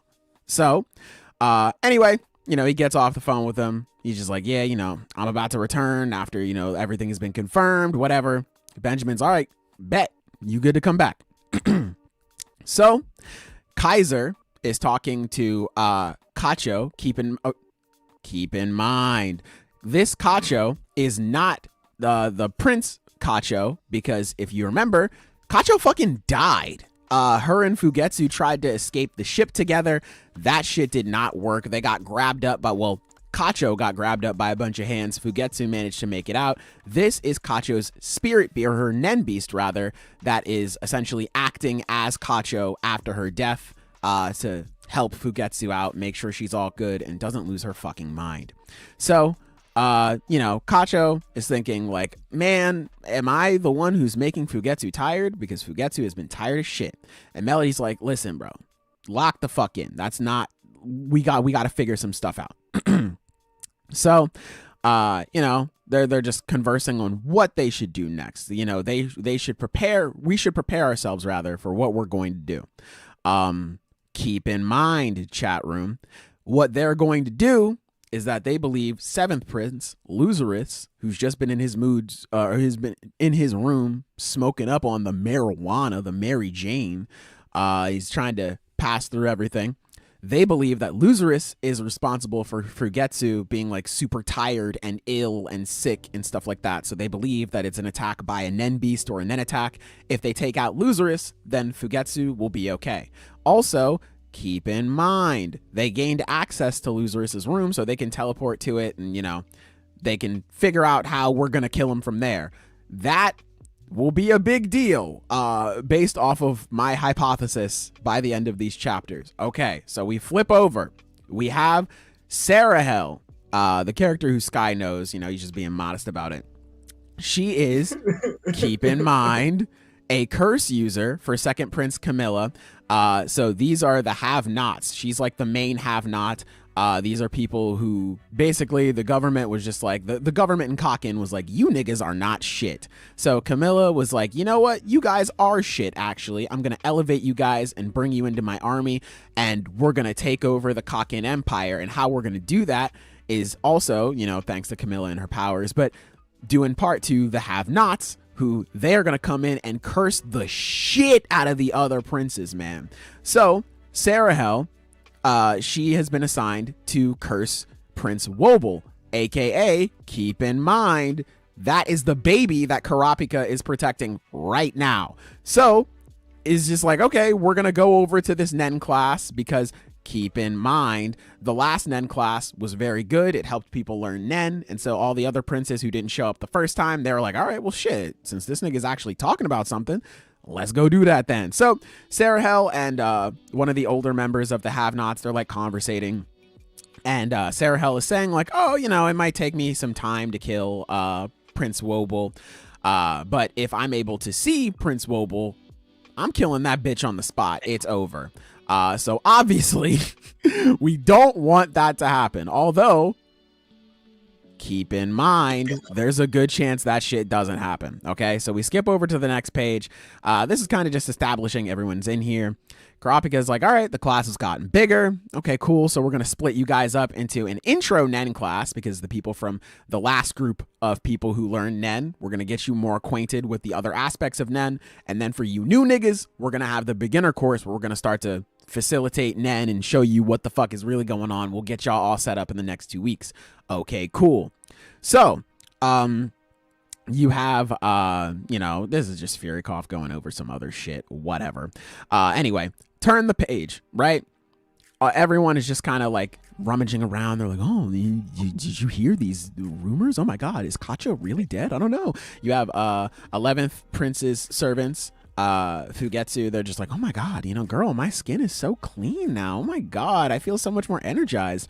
You have everyone else is being like, oh, okay, you know, is this really cool? Is Nen really that powerful? And you know, you have another guy like, yeah, nigga, duh, this shit's kind of crazy. So you have skipping over a little bit is Kurapika. He's like, damn, Halkenburg is fucking dead. This is a problem because keep in mind, Halkenburg was like the most beloved member of all the princes. That was the reason why they had to have the funeral. And because like so many people were like, no, that was my nigga, bro, I love Halkenburg. So they needed to have that whole march and everything to really, I guess, soften the blow of his loss to all of his supporters. Kurapika is like, fuck, dude. This is the guy who was going to hold everything together. He was the one who was going to try to maintain peace within all the princes. Damn it. That was like our guy to pull through here. This is pretty bad. But Kurapika immediately thinks of the next step. He's like, you know, maybe I should, you know, tell the truth on how this nigga was assassinated so we can start a riot and just use the chaos to our advantage. That shit was kind of crazy that Kurapika's thinking of this, but that shows how crazy the situation is. So anyway, they're just going through the class, whatever. We're going to, you know, set up the whole situation. Slacka, the third prince, aka Zhang Lei, keep in mind, he's like, hey, you know, this is cute and all, but fuck what you niggas are talking about. I want Nen right now. And everyone's like, whoa, what the fuck? Because keep in mind, Kurapika and Zhang Lei, they have like an alliance going on, but Kurapika also has some alliances within other princes, mainly 5th Prince Tubeppa. So the people who work with Tubeppa, they're just like, nigga, are you prioritizing Zhang Lei right now? We will fuck you up crazy style. What is your problem? And this is all because Slacka was like, haha, I'm going to make it seem like he's prioritizing me because I'm evil. No, not really evil, but you know, a bunch of these niggas are trying to prioritize their careers. They're dumb as shit. People are dying. A whole bunch of other stuff is going on. Things could get so fucking bad, but people are like, but my career though, think about it. I could be the head of Apple. So yeah. This guy just like, I want to progress my career. I think this would be pretty cool.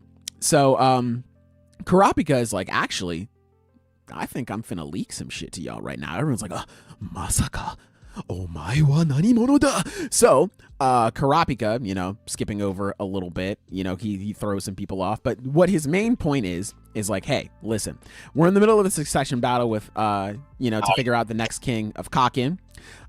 So, why are we going to such lengths? Why is this whole thing going to such lengths? Well, it's because this is all like a thing with like Nen limitations and stuff like that. And this is a really smart way for Kurapika to showcase the power of Nen and, you know, how powerful vows and limitations are and shit like that, because if this whole thing goes according to plan, then the next ruler of Kakin, they are going to be sailing pretty. They are going to be all good. The next generation is going to be led by Nen that is like super fucking powerful. The kingdom is going to flourish. It's going to be awesome. However, if this does not go as planned, if, for example, a couple of people survive by the end of the succession war and we don't have one sole king, then this fucks things up pretty bad for everybody. Now, keep in mind, this is really important for the lower ranking princes like Prince Wobble, who Kurapika is protecting. Because, hey, if we can make it out and we can run the time limit gauntlet, this is pretty sick. We can get rid of this entire system. The Huiguro family, the royal family, they're going to fall from power. This is going to be really awesome. You know, everything is going to get all fucked up, but this gives us a better chance for make a change and really make a difference in this nation that we have. And you have Furikov being like, wait a minute, why the fuck is Kurapika bringing this up of all people? Because keep in mind, I just said Kurapika is protecting a super low ranked prince. In fact, the lowest ranked prince. So if this was the plan, or if this is a viable strategy for the lower ranked princes to just run the time out and wait from there, shouldn't this incentivize people to turbo murder the lower ranked princes? Well, that goes into the second thing that Kurapika has lined up.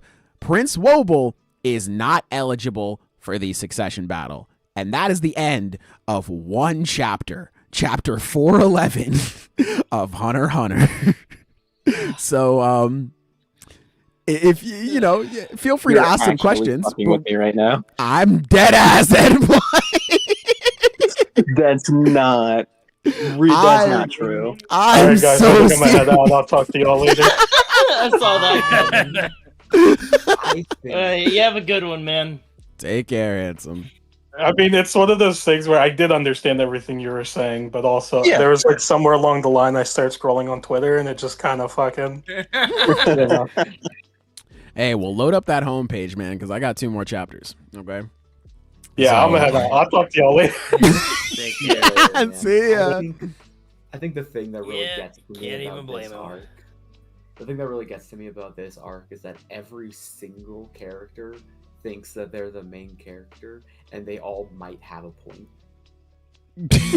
Like, they all genuinely might change everything, which is so frustrating. Yeah. 'Cause it's And this is like, why I was oh, saying this arc like- is so frustrating. Oh, I hate this bitch ass arc, because when you get to the big moments, you're like, oh my God. Like this chapter that I'm about to talk about has a moment where I was like, holy fuck. Like, I could not believe it.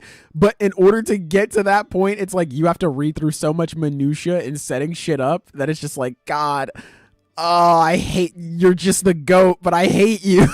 God. No one but Togashi could get away with this shit. Yeah. No one but him. I love you so much, Togashi. You're so goated, bro. Imagine- I hate you so imagine- much, but I love you. Can you imagine if Oda tried to get people to read like this? Instant RKO, bro. I'm busting his knees. I don't even know what else I'm gonna do. I'm power bombing that nigga from the top rope. I can't do it. If I see a single page in Boruto that looks like a Hunter x Hunter chapter, I might. You're gonna see me on the news.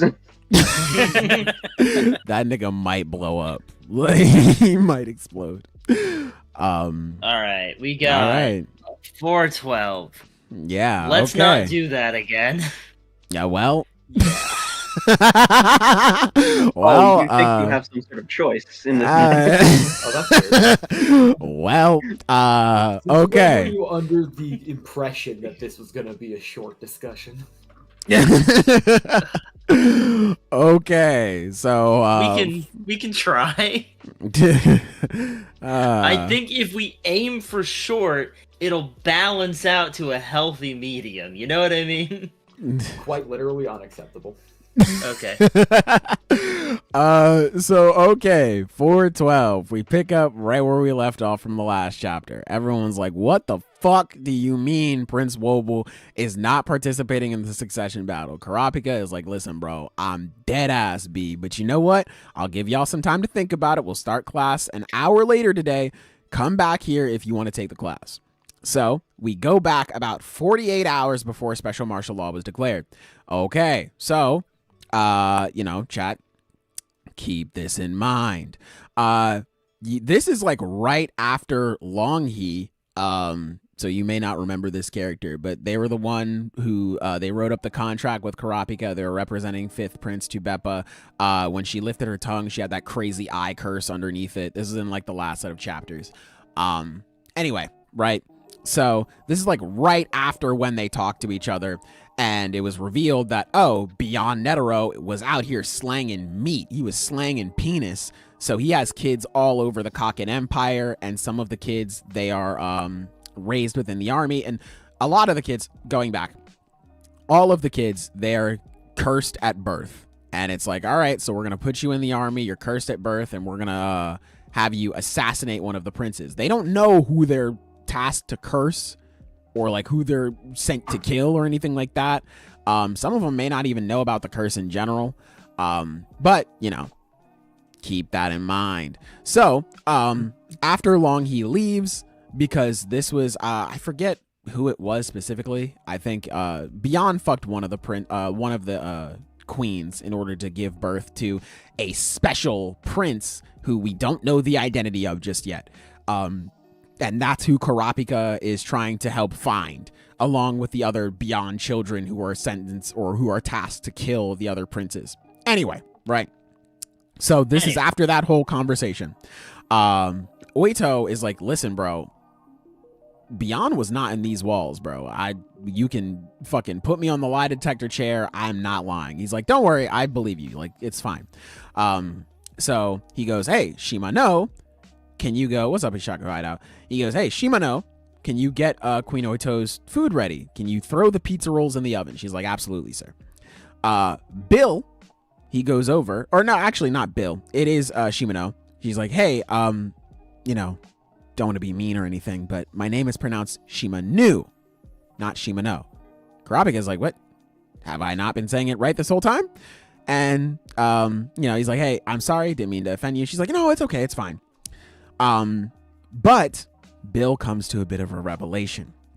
Bill is like, hey, listen, Kurapika, there's something that I noticed. Kurapika, he gets word of this. He's like, what the fuck, man? So he goes back in the room. He's like, all right, you know what, Queen Oito? Hey, that's my fault, G. Do you mind if we do actually take this lie detector test just to be sure, just to make sure? She's like, yeah, obviously, no problem. So they're going through the standard procedure. They're setting up the lie detector. It's very fun, whatever, cool. Kurapika's asking questions. Everything's going well. And then Kurapika drops the bomb. The prince sleeping there is the prince that I held in the interview at the hotel 2 months ago, right? And Oito fucking freezes. She's like, oh, shit. I got fucking caught. Kurapika is like, fuck, dude, no. No, bro, why? This is not Prince Wobble. This is actually Prince Wobble's twin brother, or this is cousin. Cousin. Sorry about that. I think. Yeah, cousin. This is Wobble's cousin, but their names are pronounced differently. So there's not the exact pronunciation, but this is what we're gonna go with. There's Wobble, and then there's Wobble. So Prince Wobble is the one who is in the room right now. He is fucking LARPing as 14th Prince Wobble right now. Turns out Oito LARPing starts young. What kind of a society are we in where we're accusing infants of LARPing? Hey, it starts early. It's what's happening. Yeah, and it's crazy because like Wobble and Wobble, they both have like different hair colors and textures, but I was just like, okay, I mean, I guess Togashi just fucking like this is the art style change. Whatever. But no, that actually meant something. Okay, like cool. So Wobble is here LARPing as Wobble. Oito did a switch with her sister and being like, okay, like I wanted to protect my baby. I didn't want my child to be in a death game. And you know, fairs Valid. makes sense. Selfish. Yeah, makes complete sense. So Wobble, she did the seed urn ritual. So it's like, oh, I'm in the game, haha. But right before we started, we had Wobble get swapped in. So, this could either be like a really smart play or really fucking bad. this could be turbo fucking bad, actually, because keep in mind, right? Remember what I brought up last time, not too long ago, actually. Like, yeah, remember, guys, Kacho is not Kacho. This is her spirit beast. This is her Nen beast that is impersonating Kacho, that's LARPing as Kacho, because the real Kacho is fucking dead because she tried to escape the ship. If Wobble is not on this fucking ship right now, that little girl might be dead already. Especially because we saw at the start of this arc, remember, keep in mind, we were taken off, everything's all good. Kurapika turned his back, and then in that instant, in that brief moment, some menacing ass aura was emanating from the crib that Wobble was in. So maybe that is a signifier that Wobble just got murked. Maybe that was a signifier for something else. We don't know. So hopefully Wobble is on this ship somewhere. Oito doesn't even know. Like, at first I was like, oh, maybe this is like a smart strategy where you have Wobble somewhere else on the ship, and then if you make it to the end, you could be like, oh, swap out the baby and be like, aha, so here's Wobble the whole time. Meanwhile, you had Wobble in the crib. Wobble was in no real danger for most of the run. But even Oito is like, dog, I have no idea where my daughter is at right now. So if she's not on this ship, What do you mean? this could be really fucking bad. So What that's do you why. mean you don't know where your baby is during the baby killing game. What do you mean? Yeah, so that's why when I made that revelation, that's why I was like, oh, fuck, and I hate that this arc does this to me. I hate that it rewards me for paying attention. One of the things that I think is really interesting about it is that one thing, because a thing I've been thinking about for a while was like, oh, I wonder when Wobble's gonna get like a spirit beast. Yeah. Because the spirit beasts are such a huge factor in all of the everything going on right now, and like it's yet another thing that puts Kurapika at a disadvantage, that, you know, he, technically speaking, you know, in theory does not have one of those spirit beasts on his side because, oh, well, it's the babies, so it's not going to be able to do anything. But at the same time, I always felt like Wobble was going to get the spirit beast, and it was like still going to be useful, probably going to protect Queen Oto. Like it was going to be like a twist, like, oh, actually it is like one of the stronger ones, or at least it's still really useful. But it's the baby that has it. Isn't even here. Yeah. Forget the LARPer fucking allegations. This baby's a bum. It's crazy too. This baby doesn't even have a stand. No This stand. fraud ass child. No Can't stand, believe no servants, no money. You're broke. Can't No stand, bitches. no stand. What the fuck? You're poor, buddy. This yeah. baby Careful got to no anyone answer. looking to be a parent. Fraudulent starts young. You gotta It watch out starts for extremely young, man. Yeah, it's crazy because, like, looking back, and this is one of the things where, again, I hate this arc for rewarding me for paying attention. Because the only other prince who had a similar thing like this was Kacho, and you had Melody constantly bringing up, like, hey, we still don't know what Kacho's spirit beast is. This is fucking weird. And the only time where we learned, like, oh, this is the spirit beast is when Kacho died. And that's when we figured it out. Like, oh, this is the one that lets you LARP as Kacho, so Fugetsu doesn't get all fucked up. So I should have known, especially with the parallel with Kacho now that I'm thinking about it. Like, hey, Kacho died escaping the ship. if Wobble is not here and she died the same way, fuck, dude. So like, That's sad. yeah. So like, ugh, man, it's crazy, man. This arc is really good. Yeah. So that's the big twist.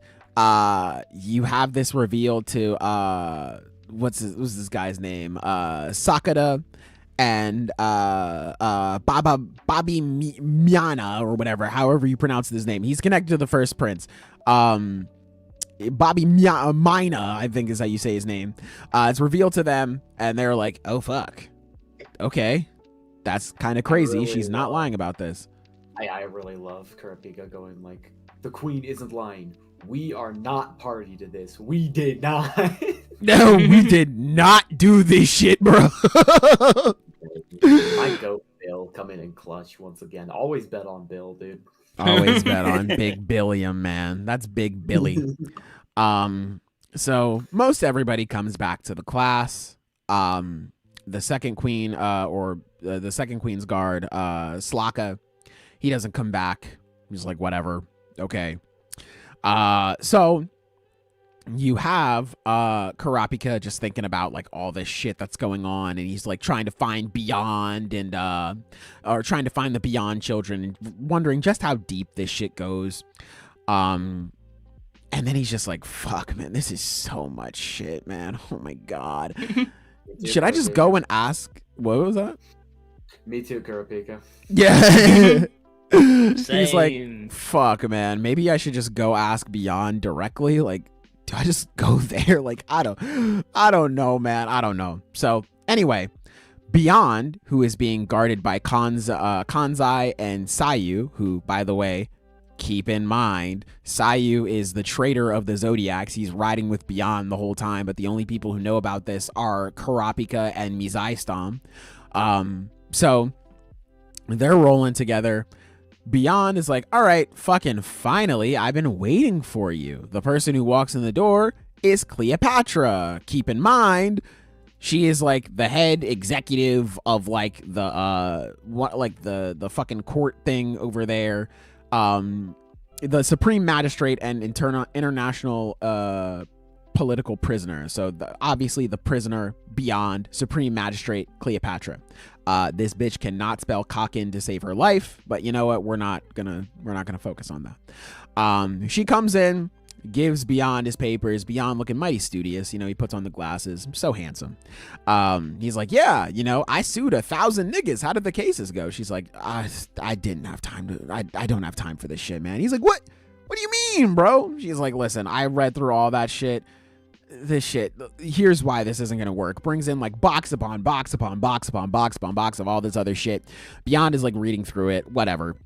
The big thing is Beyond saying, hey, I've known Cleopatra ever since she was a jit, ever since she was poo-poo in her pants, bruh. This is pretty big because, keep in mind, we are obviously looking for Beyond's children. And Beyond being able to be like, obviously knowing Cleopatra since that long time, having somebody in a position of supreme magistrate is pretty powerful. That's a pretty big deal. So definitely Cleopatra went from a pretty nobody character to now, oh wow, she might be pretty important. So that's another character to keep in mind. And we have reached the end of chapter 412. Keep in mind, there's another chapter. There is Oh my one more God. chapter. Provide a little bit of personal context for Joseph Johnson's Layma newborn. He does, Alex was like, he doesn't even do anything, just sleep, eat, and shit. Damn, I want to He's be like, like "Oh, that, yeah." man. Yeah. Yeah. I'm trying to be like him. Yeah, to add a little bit of personal context, some of us were at Anime Expo this past weekend when Yeah, we talked about it a bit. Yeah, I was with our friend Sage reading the new Hunter x Hunter chapter.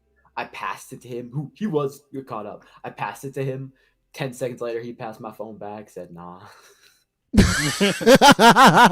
He said, I'm good, OG. I'm good. Nah. I am A-okay, bro. I think I had to. Oh, and last night, did you talk about what happened last night, Xena? No, I don't think so. Okay. Xena was talking about how, like, I'm not caught up on the Hunter x Hunter chapters. Oh, whatever, I'll do it tomorrow. And so in order to get him to read them, I started reading, like, bedtime story style, the the new chapters, and everybody in the call collectively told me to shut the fuck up. Damn. It's cooked, bro. Fuck. Hey, man. But that's why we're here now. So in the end, you win. That's true. Yeah. I Yeah. always do. Okay. So, fellas, we're on Yeah. the last chapter. How are you feeling? Yeah. This is a good Tired. chapter. Dude, the fucking Duality of little guy man. on this first page kills me. What the hell is that? I don't actually remember his name, so I don't know. He was the one who was He passing didn't out. keep it in mind. I didn't keep it in mind. He was the guy who was passing out the seed urn all the way back at the start, though. Matter of fact, I have the book right Oh, next okay. to me. Let me fucking see. Please. Um, no. Okay, so what we open up on is what it looks like the special space in the ship that's designed to hold. Bro, I've wait, been, I see him talking to Saridnik right now. Hold on, wait. I've been muted this whole time, but I've unmuted because I did check to see that little guy in the first page. What was he doing? So he's the guy, chapter 4, not chapter 4, chapter 349. He was the one who was like passing the urn around and be like, put your finger in this worm and you can get an ability. He didn't tell him you get an ability. He was just like, put your finger in the that worm. happened. I heard the exact same shit when I was in Sunday school, and that shit did not turn out. Turned out great. How could I forget? Yeah, so he's just a little guy. He's just handing out powers and shit. So Shout out anyway, Little Lindsey Graham. yeah. So anyway, little guy and King Huiguro, they walk into like the Yu-Gi-Oh chamber where all of the princes are corpses are being held, and this is 30 minutes before martial law. Now, keep in mind that'll be important by the end of the chapter. So, you have them looking around, and they're just like, yes, these niggas are in fact dead.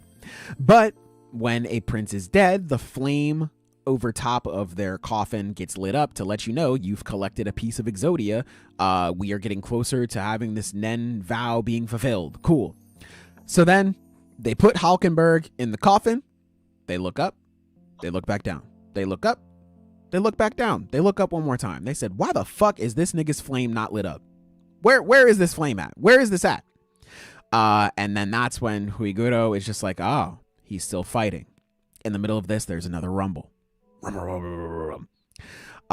You have Benjamin. He stands up. He's like, nigga, what the fuck is going on out here? Because keep in mind, the last he heard from Halsamiko was like, yo, trust. That nigga Halkenburg is dead. He said, let me verify it. Doot, doot, doot. Turned on the TV. The news reporter, yo, that nigga Halkenburg is dead. He said, shit, okay, twin, you got busy. I like that.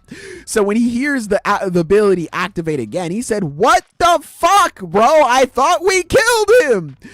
So he's freaking out. He's trying to figure out what's going on. Meanwhile, you have Halsamiko.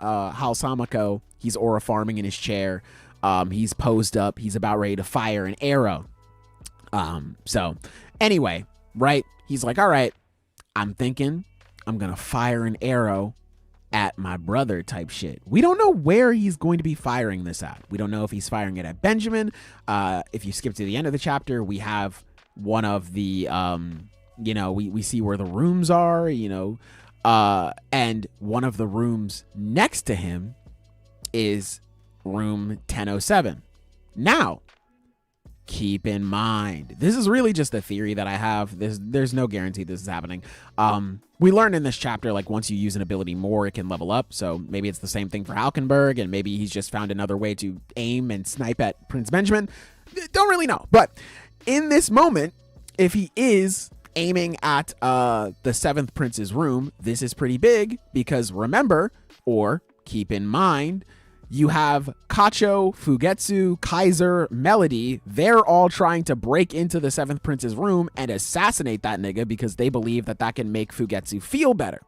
So if they bust into the room and they attack the 7th Prince, who is now being controlled by Halkenburg, that could be a pretty big thing. And also, keep in mind, obviously, Melody, Kacho, Fugetsu, by association with Melody, and just because Kurapika knows so much shit, they are associated with Kurapika.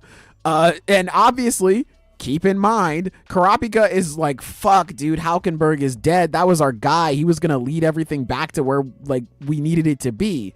So this could be yet another problem for Kurapika to deal with in the future. That nigga doesn't even know the spiders are here. He doesn't know Hisoka is here. This nigga is drowning in problems right now. But this could be another one. So again, keep that in mind. Anyway, we go back, right? Halkenburg or House of Milko, he fires an arrow. We're like, where the fuck is this thing going right now?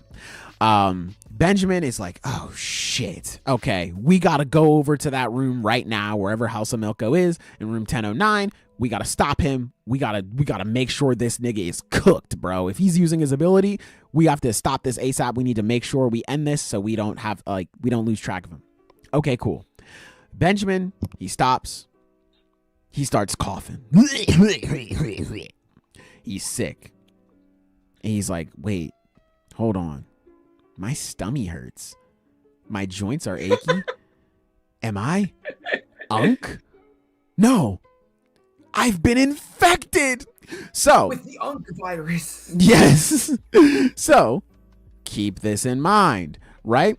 When a long time ago, it's a couple months ago, it was in the last set of chapters, they introduced this virus called TSK-17, or I just be calling it TISK-17 type shit. So what it does is that, I mean, it turbo kills you, but before it does that, it invites you over to the unction, right? It's for turbo super kill. Yeah, exactly. Right? But before it turbo super kills you, it invites you to the unction. Your knees start to get a little achy. You know, you start coughing, start calling niggas whippersnappers. You're basically Silver, right? So he starts doing that, and he's just, what's the problem? What's the problem, man? I was just saying it's not accurate.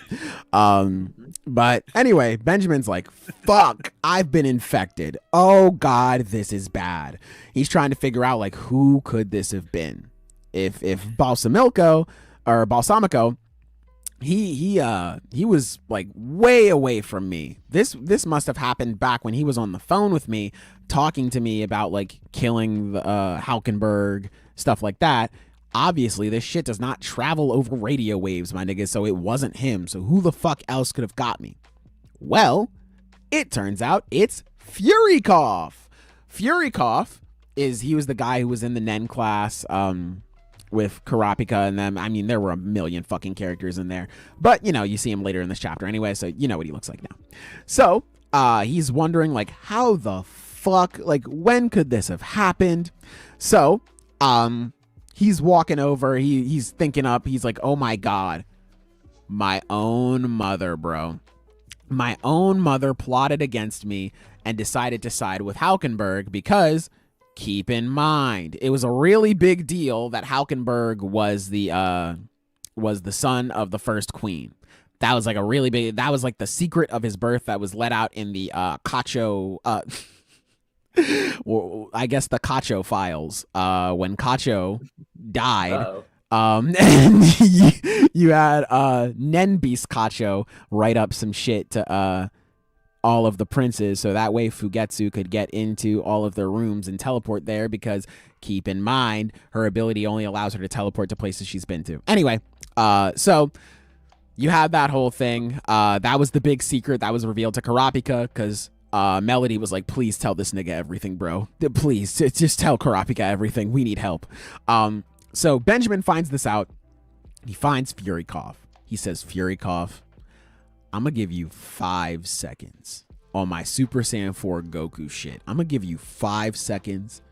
Give me one reason why I shouldn't rip you in twain, little nigga. And Fury Cough said, yeah, I poisoned you. Benjamin's like, nigga, that is not, you're not off to a good start. Like, you're not off to a good start at all right now. He's like, yeah, no, I poisoned you, but I did it all for the sake of, you know, capitalizing on the first queen, your mother, Unma's plot to secure victory for Halkenburg, and to go up against my bitch-ass daddy, Beyond Netero. Benjamin's like, yeah, my mom is a bit... Netero's your dad? Keep in mind, chat. Remember when I was talking about Beyond Netero was slanging penis around the Kaken Empire? He's got kids all over the place. All of them are cursed to go after one of the princes. Furycough reveals himself to be one of the Beyond kids.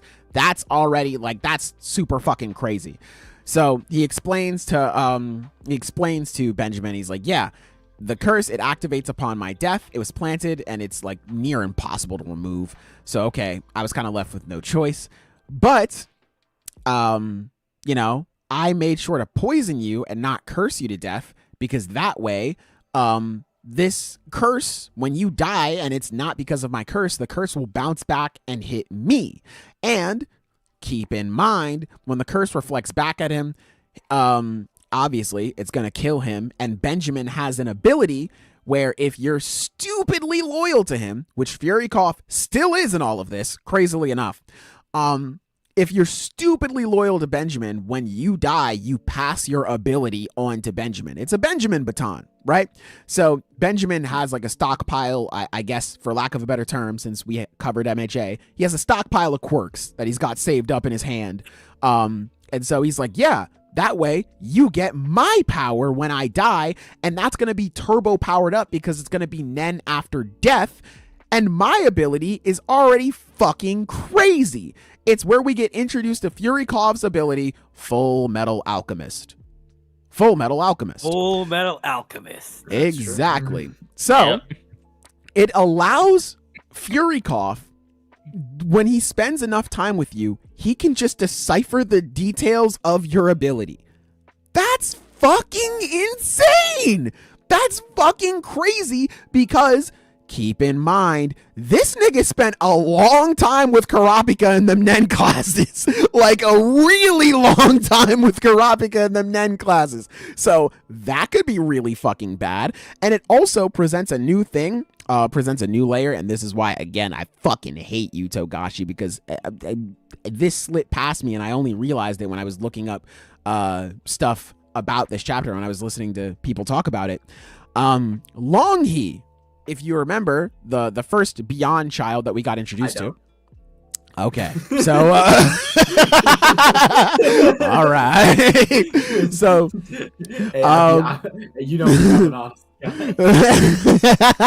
All right, so Longhee was introduced, and you have Furycough.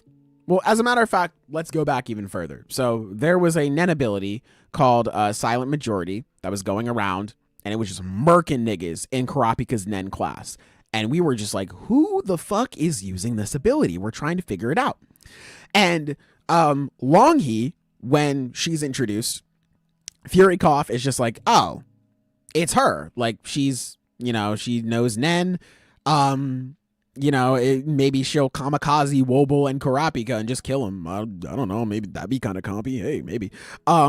But then when they walk out of the Nen class, because they went into like the back room together, they went into like the back room and then they came out. They were taking a super long time. And Furycough, he notices, he's like, nigga, Kurapika, how did you not notice that she's the assassin? At first, this was just, oh, Furycough is just talking because, hey, this person knows Nen, and they're like one of the few people in the room who knows it. So, like, hey, obviously, like, we have a Nen ability that's going crazy. It has to be her, right? Maybe. I don't know. You know, this is my best guesstimate. But now that you have somebody like Furycough, whose ability is just, nigga, I know you. Did you know I can see you? That's crazy, because that might mean that Longhee is the leader, or she's the user of Silent Majority, and she was going around murking niggas, which means that she may have lied to Kurapika about some other shit. This is crazy, bro. This is fucking crazy. But anyway, right? Going back. Furikov is like, yeah, man. So you're going to get my ability that's powered by Nen after death. And then you're going to get some other shit. I mean, you already have the, stockpile of quirks. They're empowered by Nen after death. And then when you die, your guardian spirit beast is going to make you become God, and you're going to be powered by Nen after death. Now, listen. I flip. That was me flipping back and forth between the pages because, nigga, how did we get here? Like, I'm lost. So I'm trying to figure out, like, what do you mean by that? And it's because we still don't know what Prince Benjamin's ability is. We're going to figure it out, I guess. We don't know what his Nen Beast ability is, but apparently it's fucking crazy to the point where he's just like, yeah, I can just become God. Okay. All right, man. So Benjamin's plan now is to supersede the urn ceremony. He just wants to, like, I don't even give a fuck about becoming king anymore. What's a king to a god? So he's like, I'm going to be the next one who's going to be running everything in Kakin. There's going to be one nation under me, bitch ass nigga. So he's like, all right, this is perfect. I now have the reason to start up martial law. Now, keep in mind, back when we first saw martial law get started up, back with Borkson and Morena playing their little game, we were like, oh shit. Obviously, this is bad, but something really bad must have happened to Benjamin. But Benjamin isn't even pulling this out as like a last response, which is crazy, man. Like, Benjamin is just like, okay, cool. Like, this is shit's kind of compy right now. I mean, fuck it. I'm open. I gotta let it fly. So he figures out, he's like, okay, Halkenburg and Saradnik, they captured a biohazard and they tried to use it against me. Okay, these bitch ass niggas gonna see me. So he activates martial law. He goes on with his plan. Now, this is big because keep in mind, you have in this chapter, he's like, okay, before I even go to like the fucking offices for like where the government is or whatever, the judicial offices, whatever, I am gonna murk the shit out of Saradnik and Camilla. Now, keep in mind, he said this in the past, right? This chapter is happening in the past. A couple chapters ago, we saw him walk up on the judicial building. Chat, Camilla might be dead. she might be fucking dead by now. Saradnik might have survived because keep in mind, he has that super crazy ass ability that lets him fucking cut out time and all this other mumbo jumbo shit. I can explain it, but it's way too complicated right now. We don't care about that right now. So basically what it would allow him to do is that, like, Benjamin could be like, yeah, I totally killed Saradnik. And Saradnik's like, no, bitch, you didn't kill anybody. He's like, whoa. So, maybe Saradnik, he got out of Dodge, especially because Saradnik has been training like crazy with his Nen and all this other extra shit. So, whatever. Benjamin probably believes I killed Saradnik. Probably didn't, though. Camilla, there's a good chance baby girl might be cooked. I don't know. Camilla and Saradnik are working together, right? No, not at all. No. Yeah. I guess I just thought those two sick freaks would be. No, yeah. Camilla is she's very much like on her own in this whole thing, and Saradnik is also just like, man, fuck you niggas, man. I'm learning Nen. So yeah. Real quick. I actually do have to go, so take care. Take care, handsome. The Kagurabachi chapter is also really good, so just putting that out there. Y'all take care, fellas. Bye.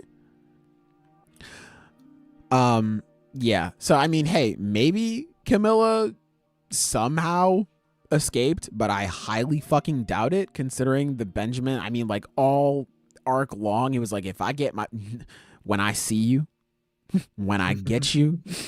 He literally had one of the hardest lines in the arc. He was like, you better pray to God that somebody else kills you or you die of something else, because when I get you, it's over for you. It's like, oh.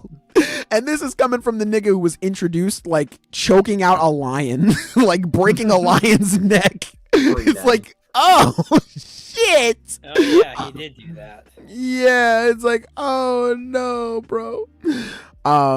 So Camilla, I hate to break it to you, baby girl, especially because he put in like the Tisk 17 in his boot.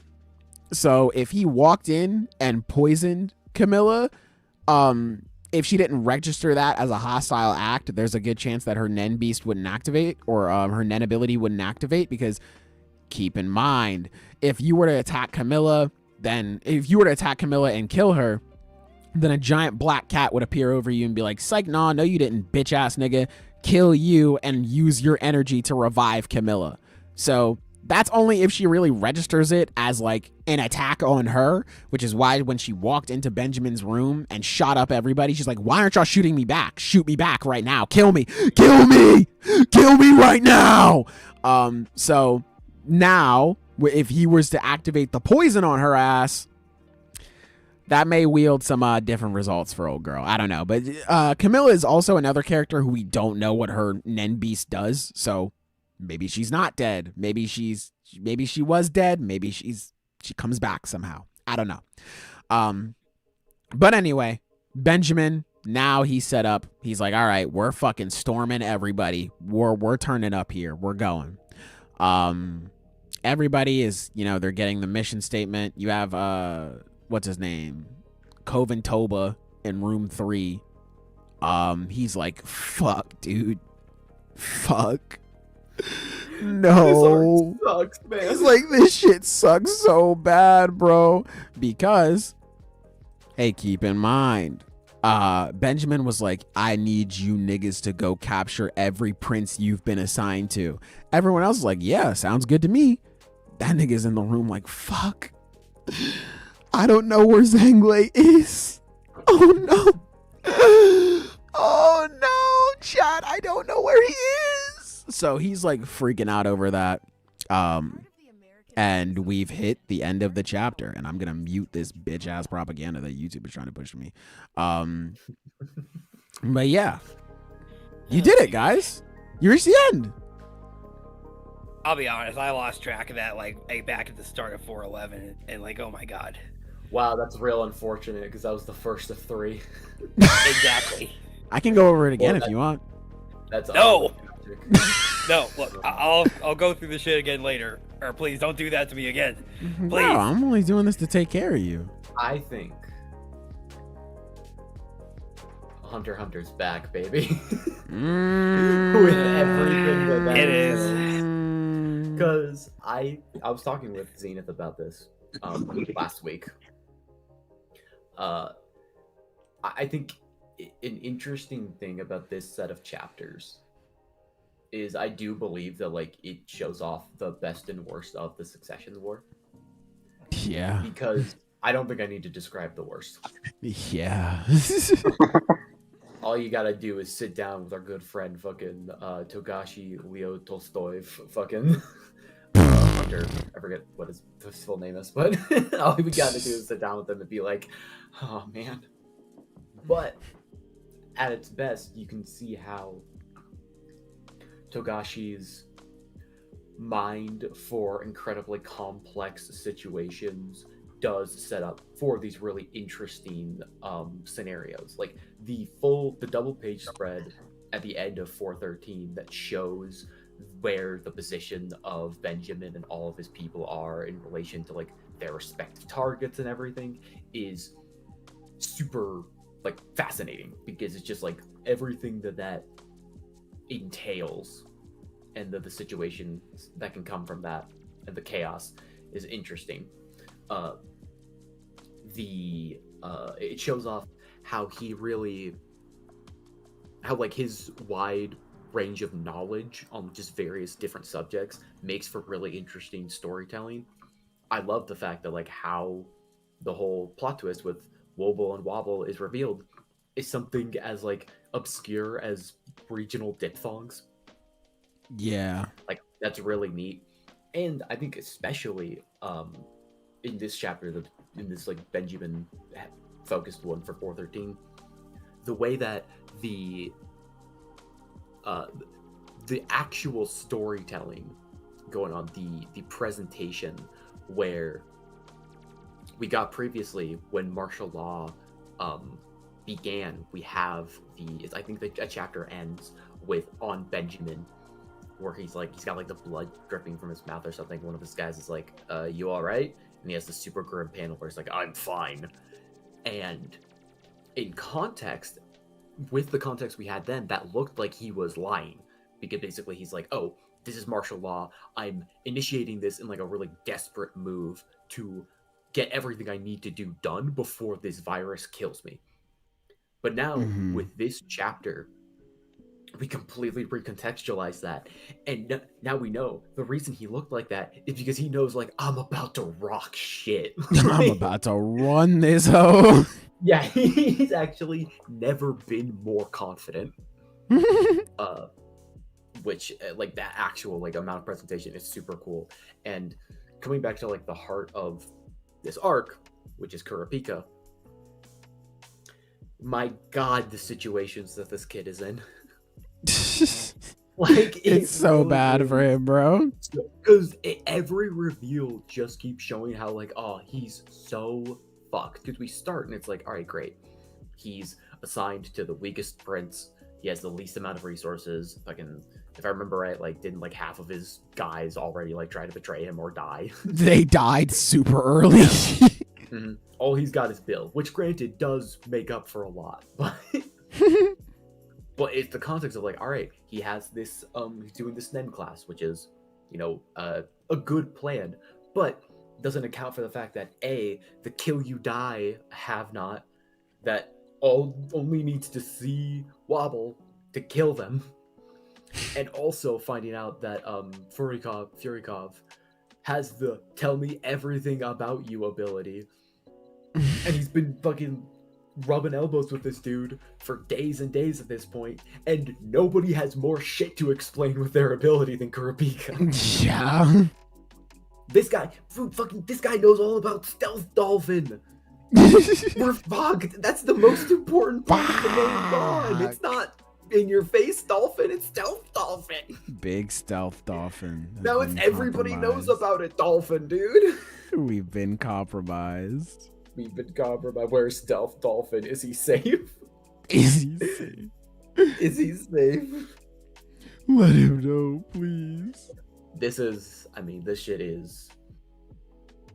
Yeah, this shit is Hunter x Hunter. Again, for all the good and bad that comes with that. Yeah. Yeah, man, this shit is peak. It's hell trying and recap all this stuff. I've been trying to keep up with it all, but it is goddamn good. Let's be so clear, by the way, you weren't doing any work in that. I know that. It was hell doing it, says the guy who didn't do anything. Okay. It's okay. Silver's gonna carry the whole one by himself. This sure is tough. It's funny because I almost thought, I was like, maybe I'll try to take my hand at it. You asked me who's on page 5. I started crying. I remembered that they were a have-not, and like I got the idea, but you said that, and I'm like, a name, bro, just fucking put me out. Slide it in, like Just slide it in, goat. Just slide it in. Slide it in, goat. Oh no, man. Dude, this arc, it's a fucking challenge, bro. Like I said, like I mentioned it in chat. I don't think I said it here. This is the most mentally exhausting thing I think I've done in a minute. Like I'm tired. I've taken high-level college courses that were less complicated. Yeah, man. Like I'm fucking tired, dude. Like I don't know what else to say. I'm Sailor, just exhausted. I mean, Sailor, you can do anything, and I don't like you're capable of doing anything. If you've got a handle on what's going on in the Succession War right now, you can do anything. You could probably build the computer from scratch. All I would have to do is give each of the components funny little names. Yeah, and honestly. you do that shit, yeah. Yeah, that's true. This isn't the CPU. This is Clerdod. And Clerdod This is works Gato. for the GPU. Yeah, Clerdod works for the GPU. Smogna. And you'd have that shit fucking running easy. This is Black Bolt. I'd be like, oh, true. Uh-huh. Oh, I know that guy. My favorite Yeah. thing about Hunter x Hunter names is what Callback. like callback. My favorite thing about Hunter x Hunter names is like because a lot of them are kind of like obtuse. So it's like, oh, Serendich, and then some of them is like, oh, Benjamin. I like Fury Cobbs because it's like that's just a thing I know, kind of. Yeah. And a lot more like comforting than Lee Hooley or anything like that. Really? Yeah. Yes. My name is fucking or bro. When Heinrich comes back, just you wait, bro. Please don't come back. Stay away. I'm fucking kicking at my. I knocked my phone on the floor. I'm kicking at it like the rat. Stay away. Stay away from me! Get out! Nah, man. It's genuinely like I don't know if I've ever like like again, mentally exhausting. I don't know if I ever felt more defeated when I turn a page.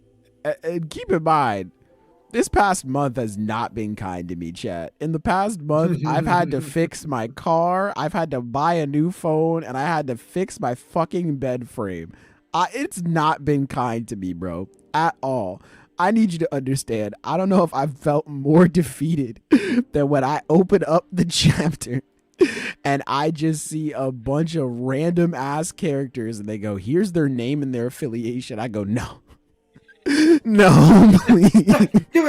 Stay away from me. Please. So gosh, I can't take this shit no more, man. Oh no, man. This series is exhausting, but it is nice to I have fun coming back with you all and being like, this shit is ridiculous, and just giving you a little sailor notes on it. So yeah, that's Hunter x Hunter. Immensely appreciated. We did it, Yeah. guys.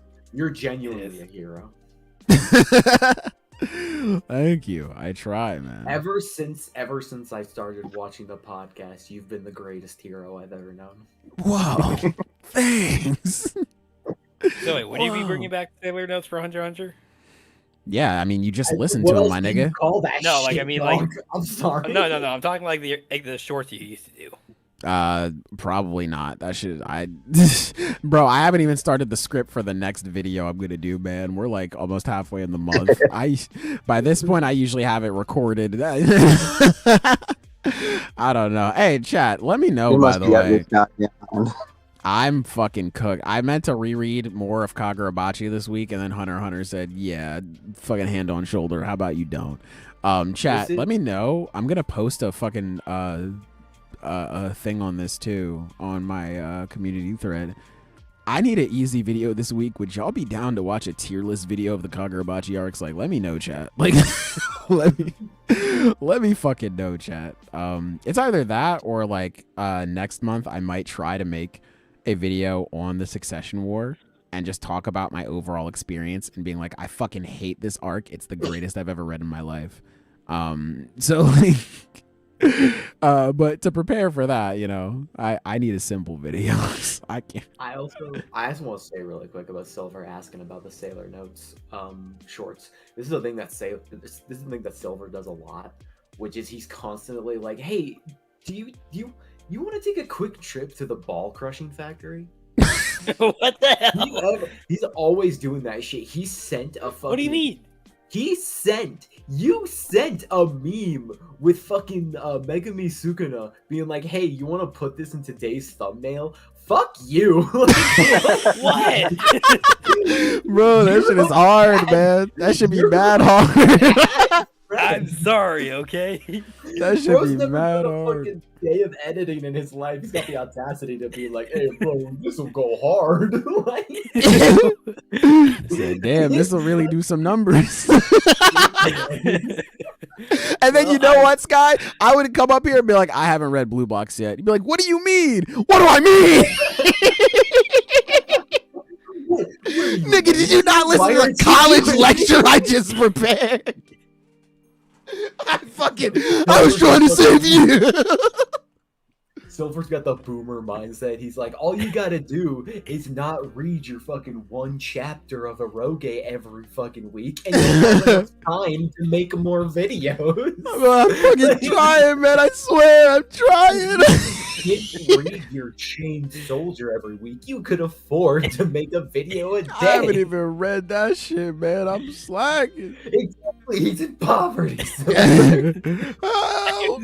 Send for the He's in police. chronological debt, and you send an anime hair character and be like, "Hey, bro, want to crop?" That this? is It'll go true. on." I said all the time, I'm just like, man, I fucking hate anime hair, bro. He said, here's some complicated shit for you. Throw that in today's thumbnail. Hey, I think this thumbnail should have Goku Super Saiyan 5 on it. What He you said, think, go bro? ahead and throw that in there for me, big dog. That's a treat from me to you.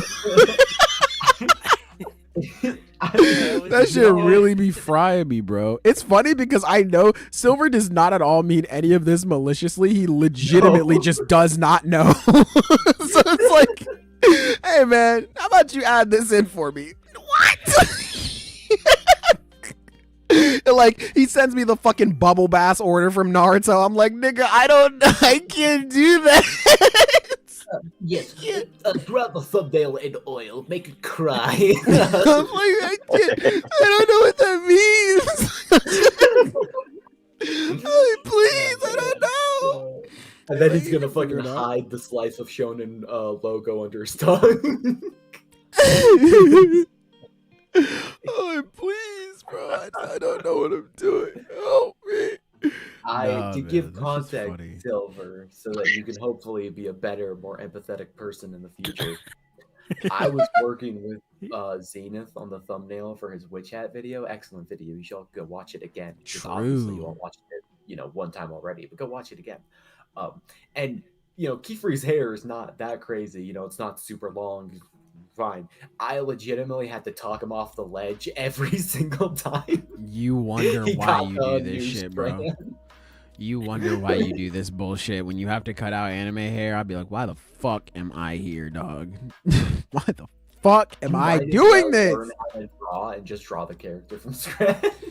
Oh my I god, think the dude. investment is easier.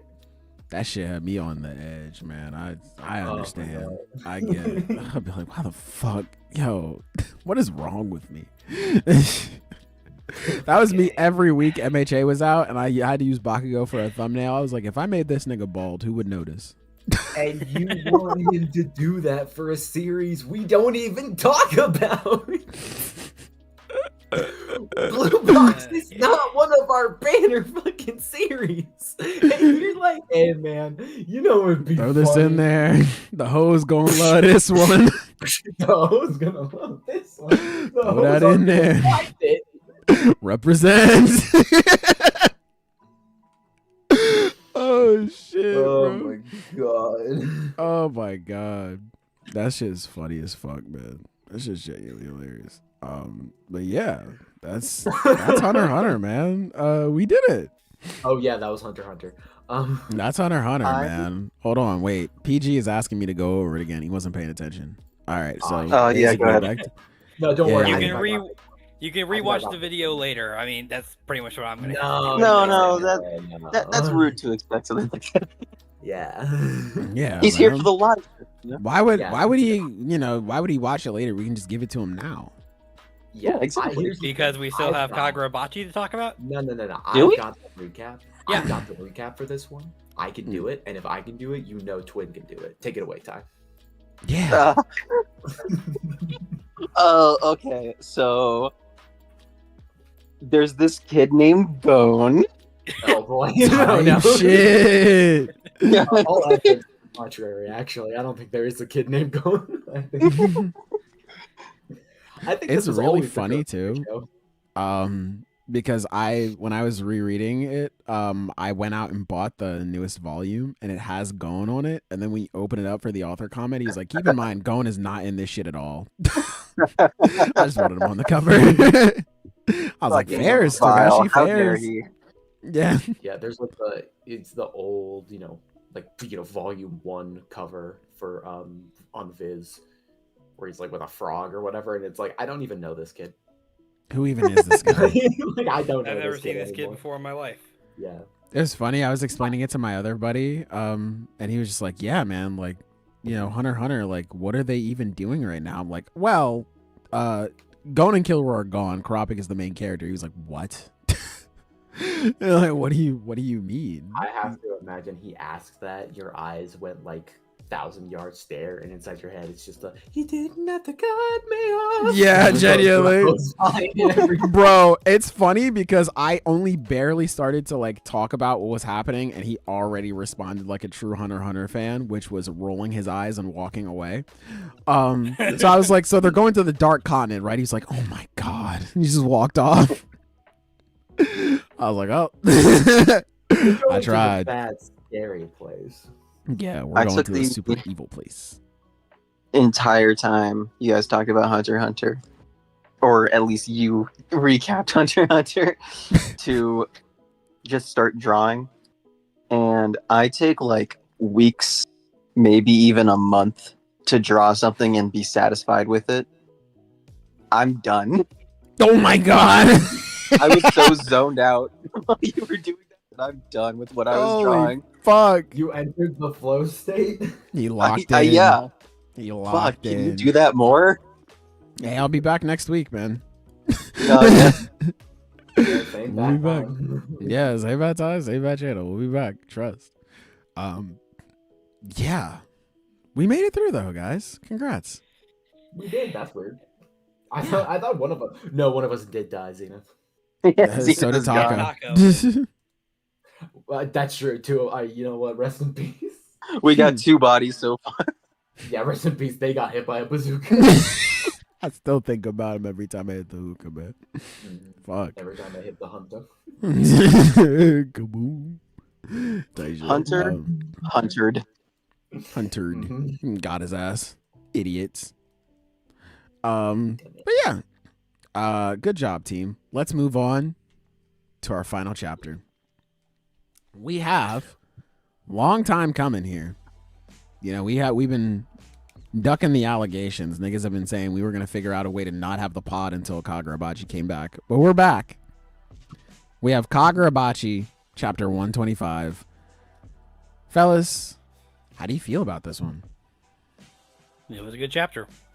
I think there was a moment that I had recently, because as some of you may know, we some of us were present at Anime Expo for the screening, the first ever screening of the first episode of the Kagurabachi anime.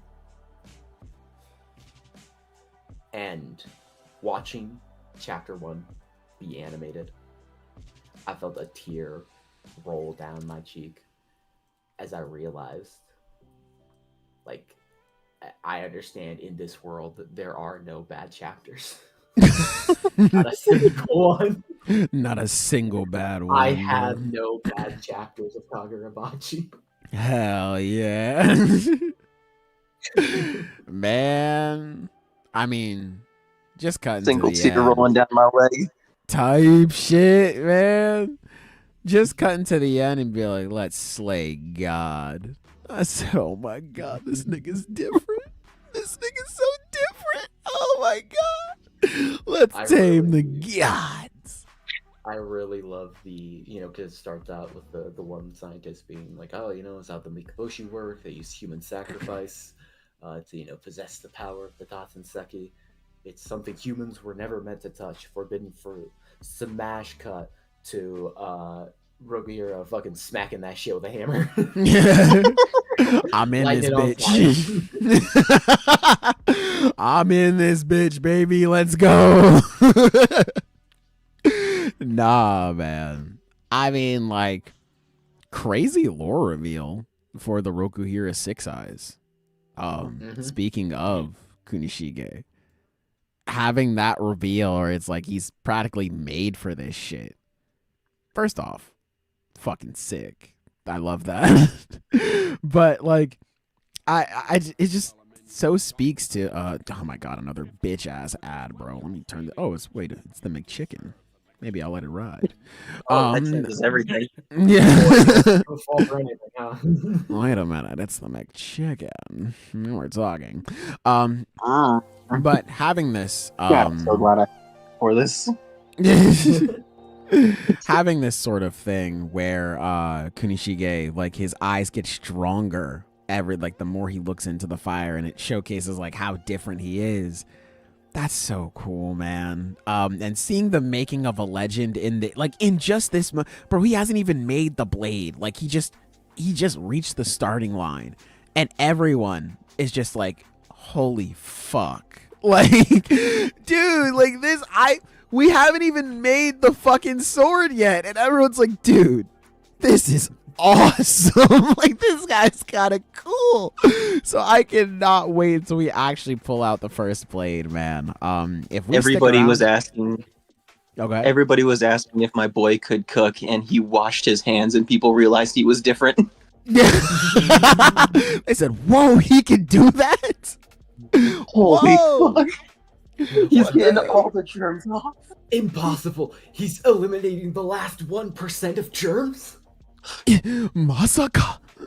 Omae wa nanimono da? Like, nah, man. This nigga's The different. Maharaga of bacteria. They saw him, they were just like, wait, but that only eliminates 99%. They saw him reach for another thing of soap. They said, oh, he did it again? Fucking... No one's ever thought about doing that. Percent of germs. No one's ever thought about washing their hands twice. There's no way. They just realized he's him. They're like, holy shit. No way, man. Yeah. This is so sick.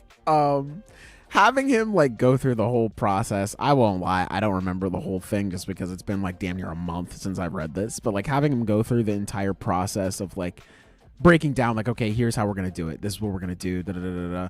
And like having it like, I mean, it's the line back from like the first chapter, it's like they can tell the difference in temperature and stuff like that changes just by looking at it, and having that zoom in on his eye, like Oh god, dude. God damn. And then that one page, what is it, 17, where it just shows the fire leading up to the furnace. Fuck, dude. Oh my god. Fuck. Oh my god. The weight Shonen of that Jump, page. listen, man.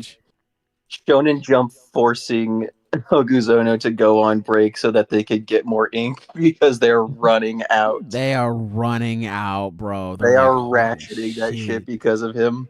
They're like, holy fuck, dude, this guy's awesome. They're like, god damn, this nigga's diffy. Oh my god. Next chapter gonna be drawn with crayons and it's still gonna be goated. That shit'll Oh my still God, be but peak. yeah. It's like the last episode of Evangelion. That shit is still goated. Yeah, nah, man. Dude. I'm just so ready to see this blade at this point, man. Like, even if we just stick with this process and we're just like, okay, we're going to learn and we're going to figure out exactly how he forges this sword. Even then, I'm still down with it, honestly. But like, oof, I ain't gonna lie, I'm just ready to see. I'm assuming it's going to be Subaru's blade first and like the difference it makes on the battlefield. Just because all of these bitch ass people within the Proto Kamunabi are like, we can't rely on this guy, he sucks. I can't wait to have that moment. There's no way he's the GOAT. There's no way he's the GOAT. You mean to tell me this nigga washed his hands twice? Yeah, there's no way this guy's the GOAT. The humble GOAT entering the room. Yeah, there's no way. It's not possible. I've checked Yeah, the no, road. it's like, there's no way we can count on this guy. Just wait, we'll get the nuke baby out of here soon enough. Of trust. Yeah, right. We'll get the baby Hiyuki out here to clutch up and save us all. Trust, believe. They didn't believe my boy was the GOAT. They're trying to rely on a deer. Oh, hold on. Not too much on baby Hiyuki now. Hold on. let's not get to it. Let's not say all that now. Hold on. Respect by Kagurabachi, bro. Please. But yeah, Hold that girl. I think there's nothing you want to be saying about a baby, but All right, nigga, you said the same joke the last time we were up here. You cannot flip this on me. Don't think that I have forgot. No idea what you're talking about. Don't think that I fucking Nah, because he held that in the no. cut. I don't know. This is I don't know a what you're talking raging about here, battle. You're trying to bring up evidence against a man with dementia. No, every Your time Honor. every time you speak to Silver, it's a different person. No. Your Honor, no, wait, I can prove it was him. Please. Please. I mean, look, I'm sorry. I really just don't know what you're talking about here, man. I mean, I just think it's weird that you're the first person to bring this up, but hey, you do you. The court finds Silver innocent of whatever sailors accusing him of, but we do find him guilty of being a prick. Oh, true. Well, you know what? I can live with that. 5 years aura debt. Damn, bro. Or a LARP. You're sentenced to that. That's tough. I declare thee washed. Fuck. We jury find the defendant washed and unstabbed. At that rate, just kill me, bro. At that rate, just take my shit today, bro. I don't know. Like I can't do nothing. Yeah.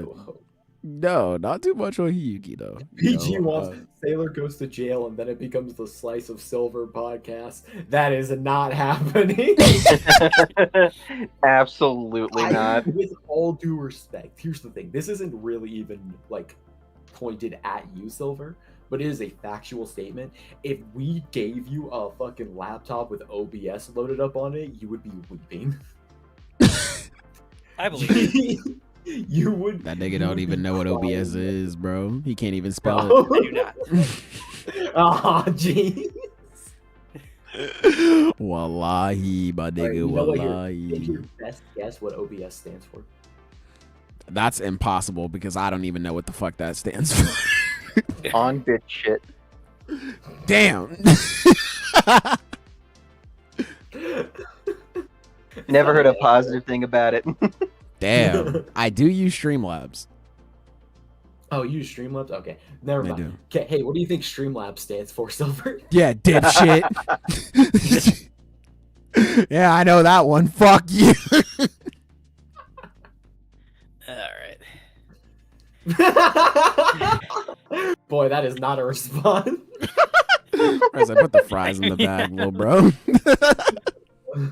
He ain't even buying time. He's fucking renting it at 500% interest. Like, He's fucking squatting in it. he's Damn, squatting. bro. Tight shit. But yeah, Subaru, his sorcery was very cool. I like that. Yeah, that's about it. I mean, this chapter just fucked. I thought it was very cool. It's real it's cool. pretty simple because it's just one guy getting ready to make a sword when we really look at it. Yeah. So His- it's really not much, but it's the coolest getting ready to make a sword you could ever put on a page.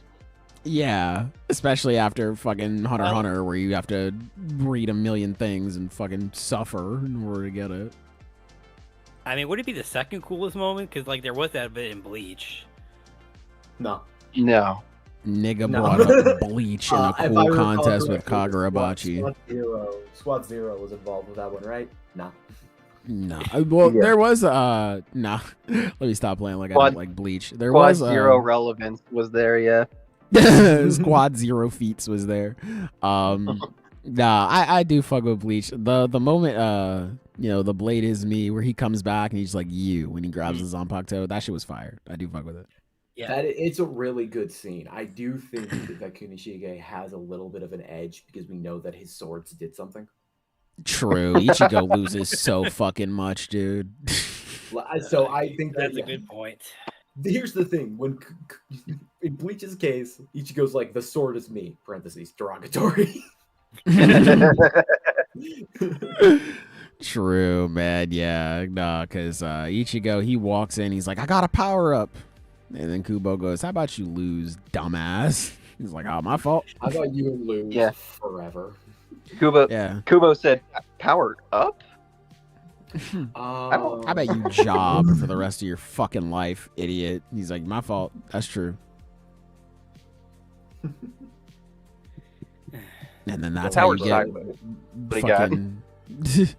You got Ichigo in the Arrancar saga, and then Ichigo in the fucking Fullbring, and then Ichigo in fucking the final arc.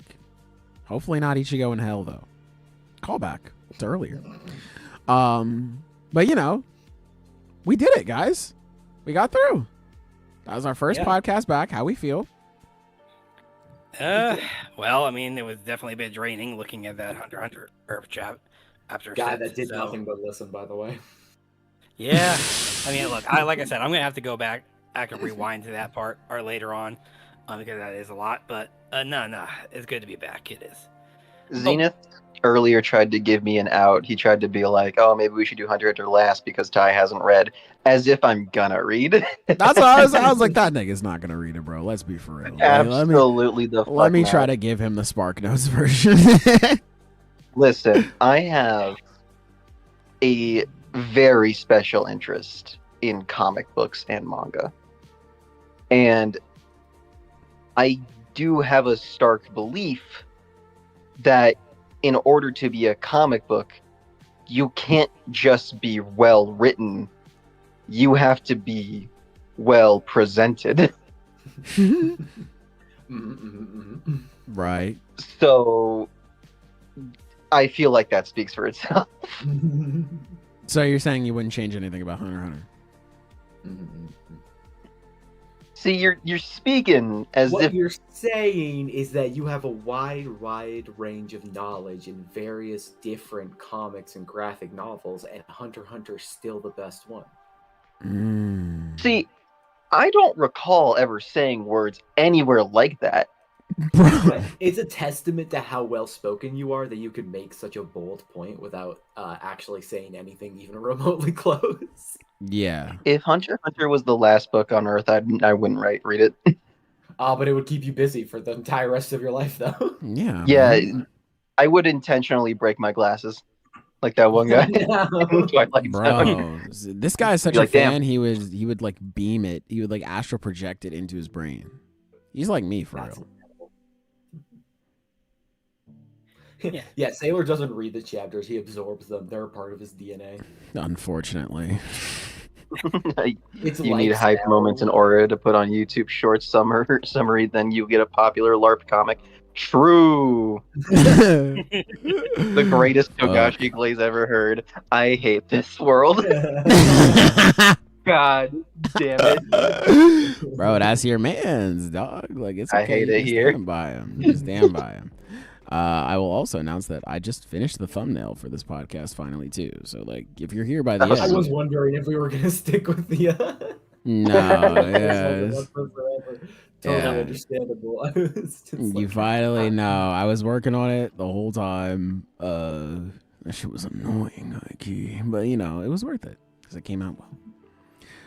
But hopefully you guys can see it. I don't know if it's okay. Just YouTube for a while was like, "Hey, bro, we're loading. I promise you, we might save it. I don't know, but yeah, it's saved." There you go. Very oh fun. my god, that looks so fucking Yeah. good, dude.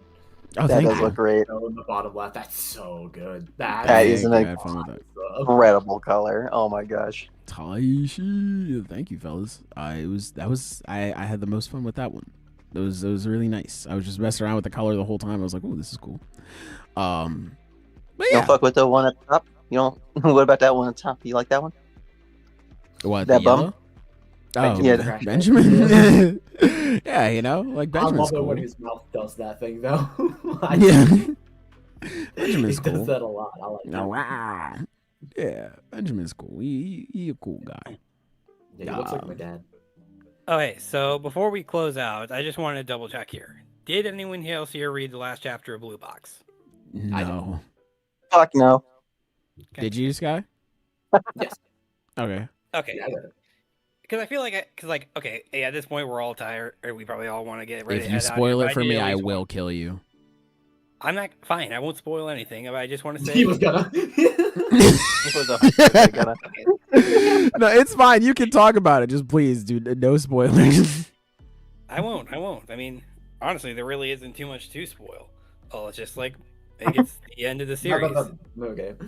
I thought you were about to say some different shit.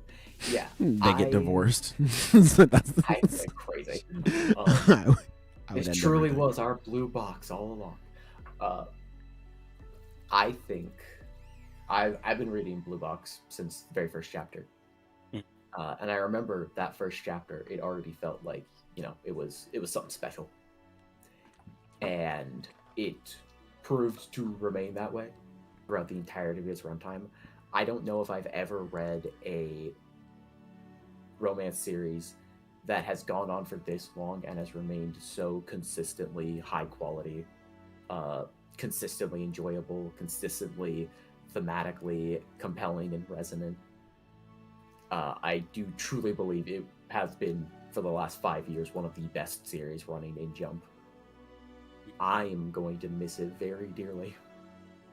I will as well. I mean, honestly, this really was just a fantastic series. He's going through everything, like between his characters, his messages, and hell, even the moment where he actually got to focus more on the sports and not just the romance. And so it was all great. It really was.